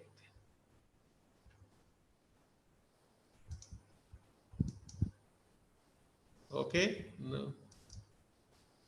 It's fine. Yeah. So this was there, and for 3 days we had close interactions, and I saw a lot of enthusiasm in participants. So I thank them again. And it is actually 795 responses we had, and about 532 male and 265 female participants were there. And these were the glimpses of some of the activities, lectures, and other. So, and overall feedback we had from, and actually it is dynamic now. Around 350 people have given, but just some time back we have taken around 60% have given their feedback as excellent, and about 30% as very good, and 10% as a good. So we thank all the participants for their feedback, and I hope they like the program. So this is the valedictory. I hand over it to Vidya Lakshmi for further. Thank you, sir. Thank you, sir, for briefing about this training program. Now I request Anil, sir, to give closing remarks. Sir. Thank you, Dr. Vidya Lakshmi, and the entire team, and Dr. Narsaiya, and the entire team of the institute for and from NIDM, Dr. Sanaya, and all the team members who made presentations also, and who contributed to preparation and implementation of this joint training program. This 3 days has been, I would say, that a kind of a unique program, because the topics those were covered in this program are very, very important. And recently, just this morning, I discussed with my executive director also that we will be working with jointly with both the institutions, as we discussed, that we will be working to prepare a kind of a policy paper also jointly on this theme, because this subject is very important in disaster risk management, particularly from the viewpoint of agriculture sector resilience, and technological aspects, regulatory dimensions, mainstreaming into various dimensions of developmental planning process. All those have been discussed here. How we take the benefit of the improvement in infrastructures, interdependency of various sectors, also the opportunities with the sustainable agriculture, and also looking at the nature-based solutions. So all these kind of things were discussed in this program, and ICR has actually been working very systematically, and the recent past focus, particularly past 10 years, on the post-harvest issues has immersed a lot, and that is very important. So I must extend thanks to each and everyone for making this program a success, all the resource persons, all the organizing team, and all the participants, because these participants are like our messengers. And I would also like to say that the training is not going to end, but the training is a continuous process, learning is a continuous process. So I would say that we will keep interacting, we'll keep talking. And Dr. Sanaya had circulated a kind of a Google form also. I hope that all of you have filled that form, because that will also give us insight that which are the components more important from your point of view based on your experience, because you are working in the sector. So we'll also make an assessment and we'll come back to you based on whatever comes out of that survey. And as I shared with you that we are working for a knowledge compendium on agriculture sector resilience. So whoever is interested, just drop a mail to Dr. Sanaya within next 2 days if you are interested to contribute a paper or chapter in that compendium. So just write a title, and if you can write one or two sentences that what really you want to cover, you can write to Dr. Sanaya, and then we will come back to you separately on that. And that would also be a good endeavor to come out with a knowledge compendium on these kind of things. So thank you very much, and my congratulations to each and everyone, and best wishes. Thank you. Thank you very much, sir, for encouraging all the participants. Now, meanwhile, I would like to request all the participants to on their video so that we can take a photograph of this session for the last time to make it in the entry in the report. Now I request Dr. K. Narsia to deliver formal board of thanks. Please, sir. Thank you, Dr. Vidya Lakshmi. We keep on record our gratitude to our chief guest, Dr. K. Alagusundaram, DDG Agriculture Engineering, for his support and blessings. And we also express our gratefulness to Dr. S.N. Jha, ADG Process Engineering ICR, the guest of honor, for gracing this inaugural session and for his thought-provoking address. So I take this opportunity to salute and express our heartfelt thanks to Major General Manoj Kumar Bindal, Executive Director, National Institute of Disaster Management, for making ICAR-CIPHET as partner institute in their endeavors of disaster risk management, and for sharing. He couldn't come, but we would like to know his views, and we could have been fortunate to have listened to his views, but he couldn't join. But we thank him for sponsoring and providing this opportunity for CIPHET to be partner in their efforts. And I also express my sincere thanks to Dr. Nachiket Kotwaliwale, our director, ICAR Central Institute of Post Service Engineering and Technology, for his unstinted support and encouragement in organizing this program. And it was a pleasure to work with Professor Anil Kumar Gupta, head ECDRM, NIDM, and his team in organizing this training. And the coordination was seamless and smooth. So we thank him and his team for all of this, and we will be looking forward to working together in furthering this cooperation. So we offer our sincere thanks to renowned speakers like Dr. S.K. Dash, Dean OUAT Bhubaneswar, Dr. R.K. Singh, Project Coordinator, AICRP and PET, ICAR-CIPHET, and Professor Indramani, HOD Agriculture Engineering, ICR, IRI, and President of ISAE. And we also acknowledge the contributions of our speakers, other speakers, for this training program. And a big applause and a cheerful thanks to all the participants for their enthusiasm and sustained interest. So for 3 days, they came, and in large numbers they have come, and we hope that we met the most of their expectations from the training are met, And if anything further is there, as Professor Anil Kumar Gupta said, it will be continuous. We will be interacting further, and if you need any further assistance or further you need anything, we are open to you always. So you can contact us and we can interact.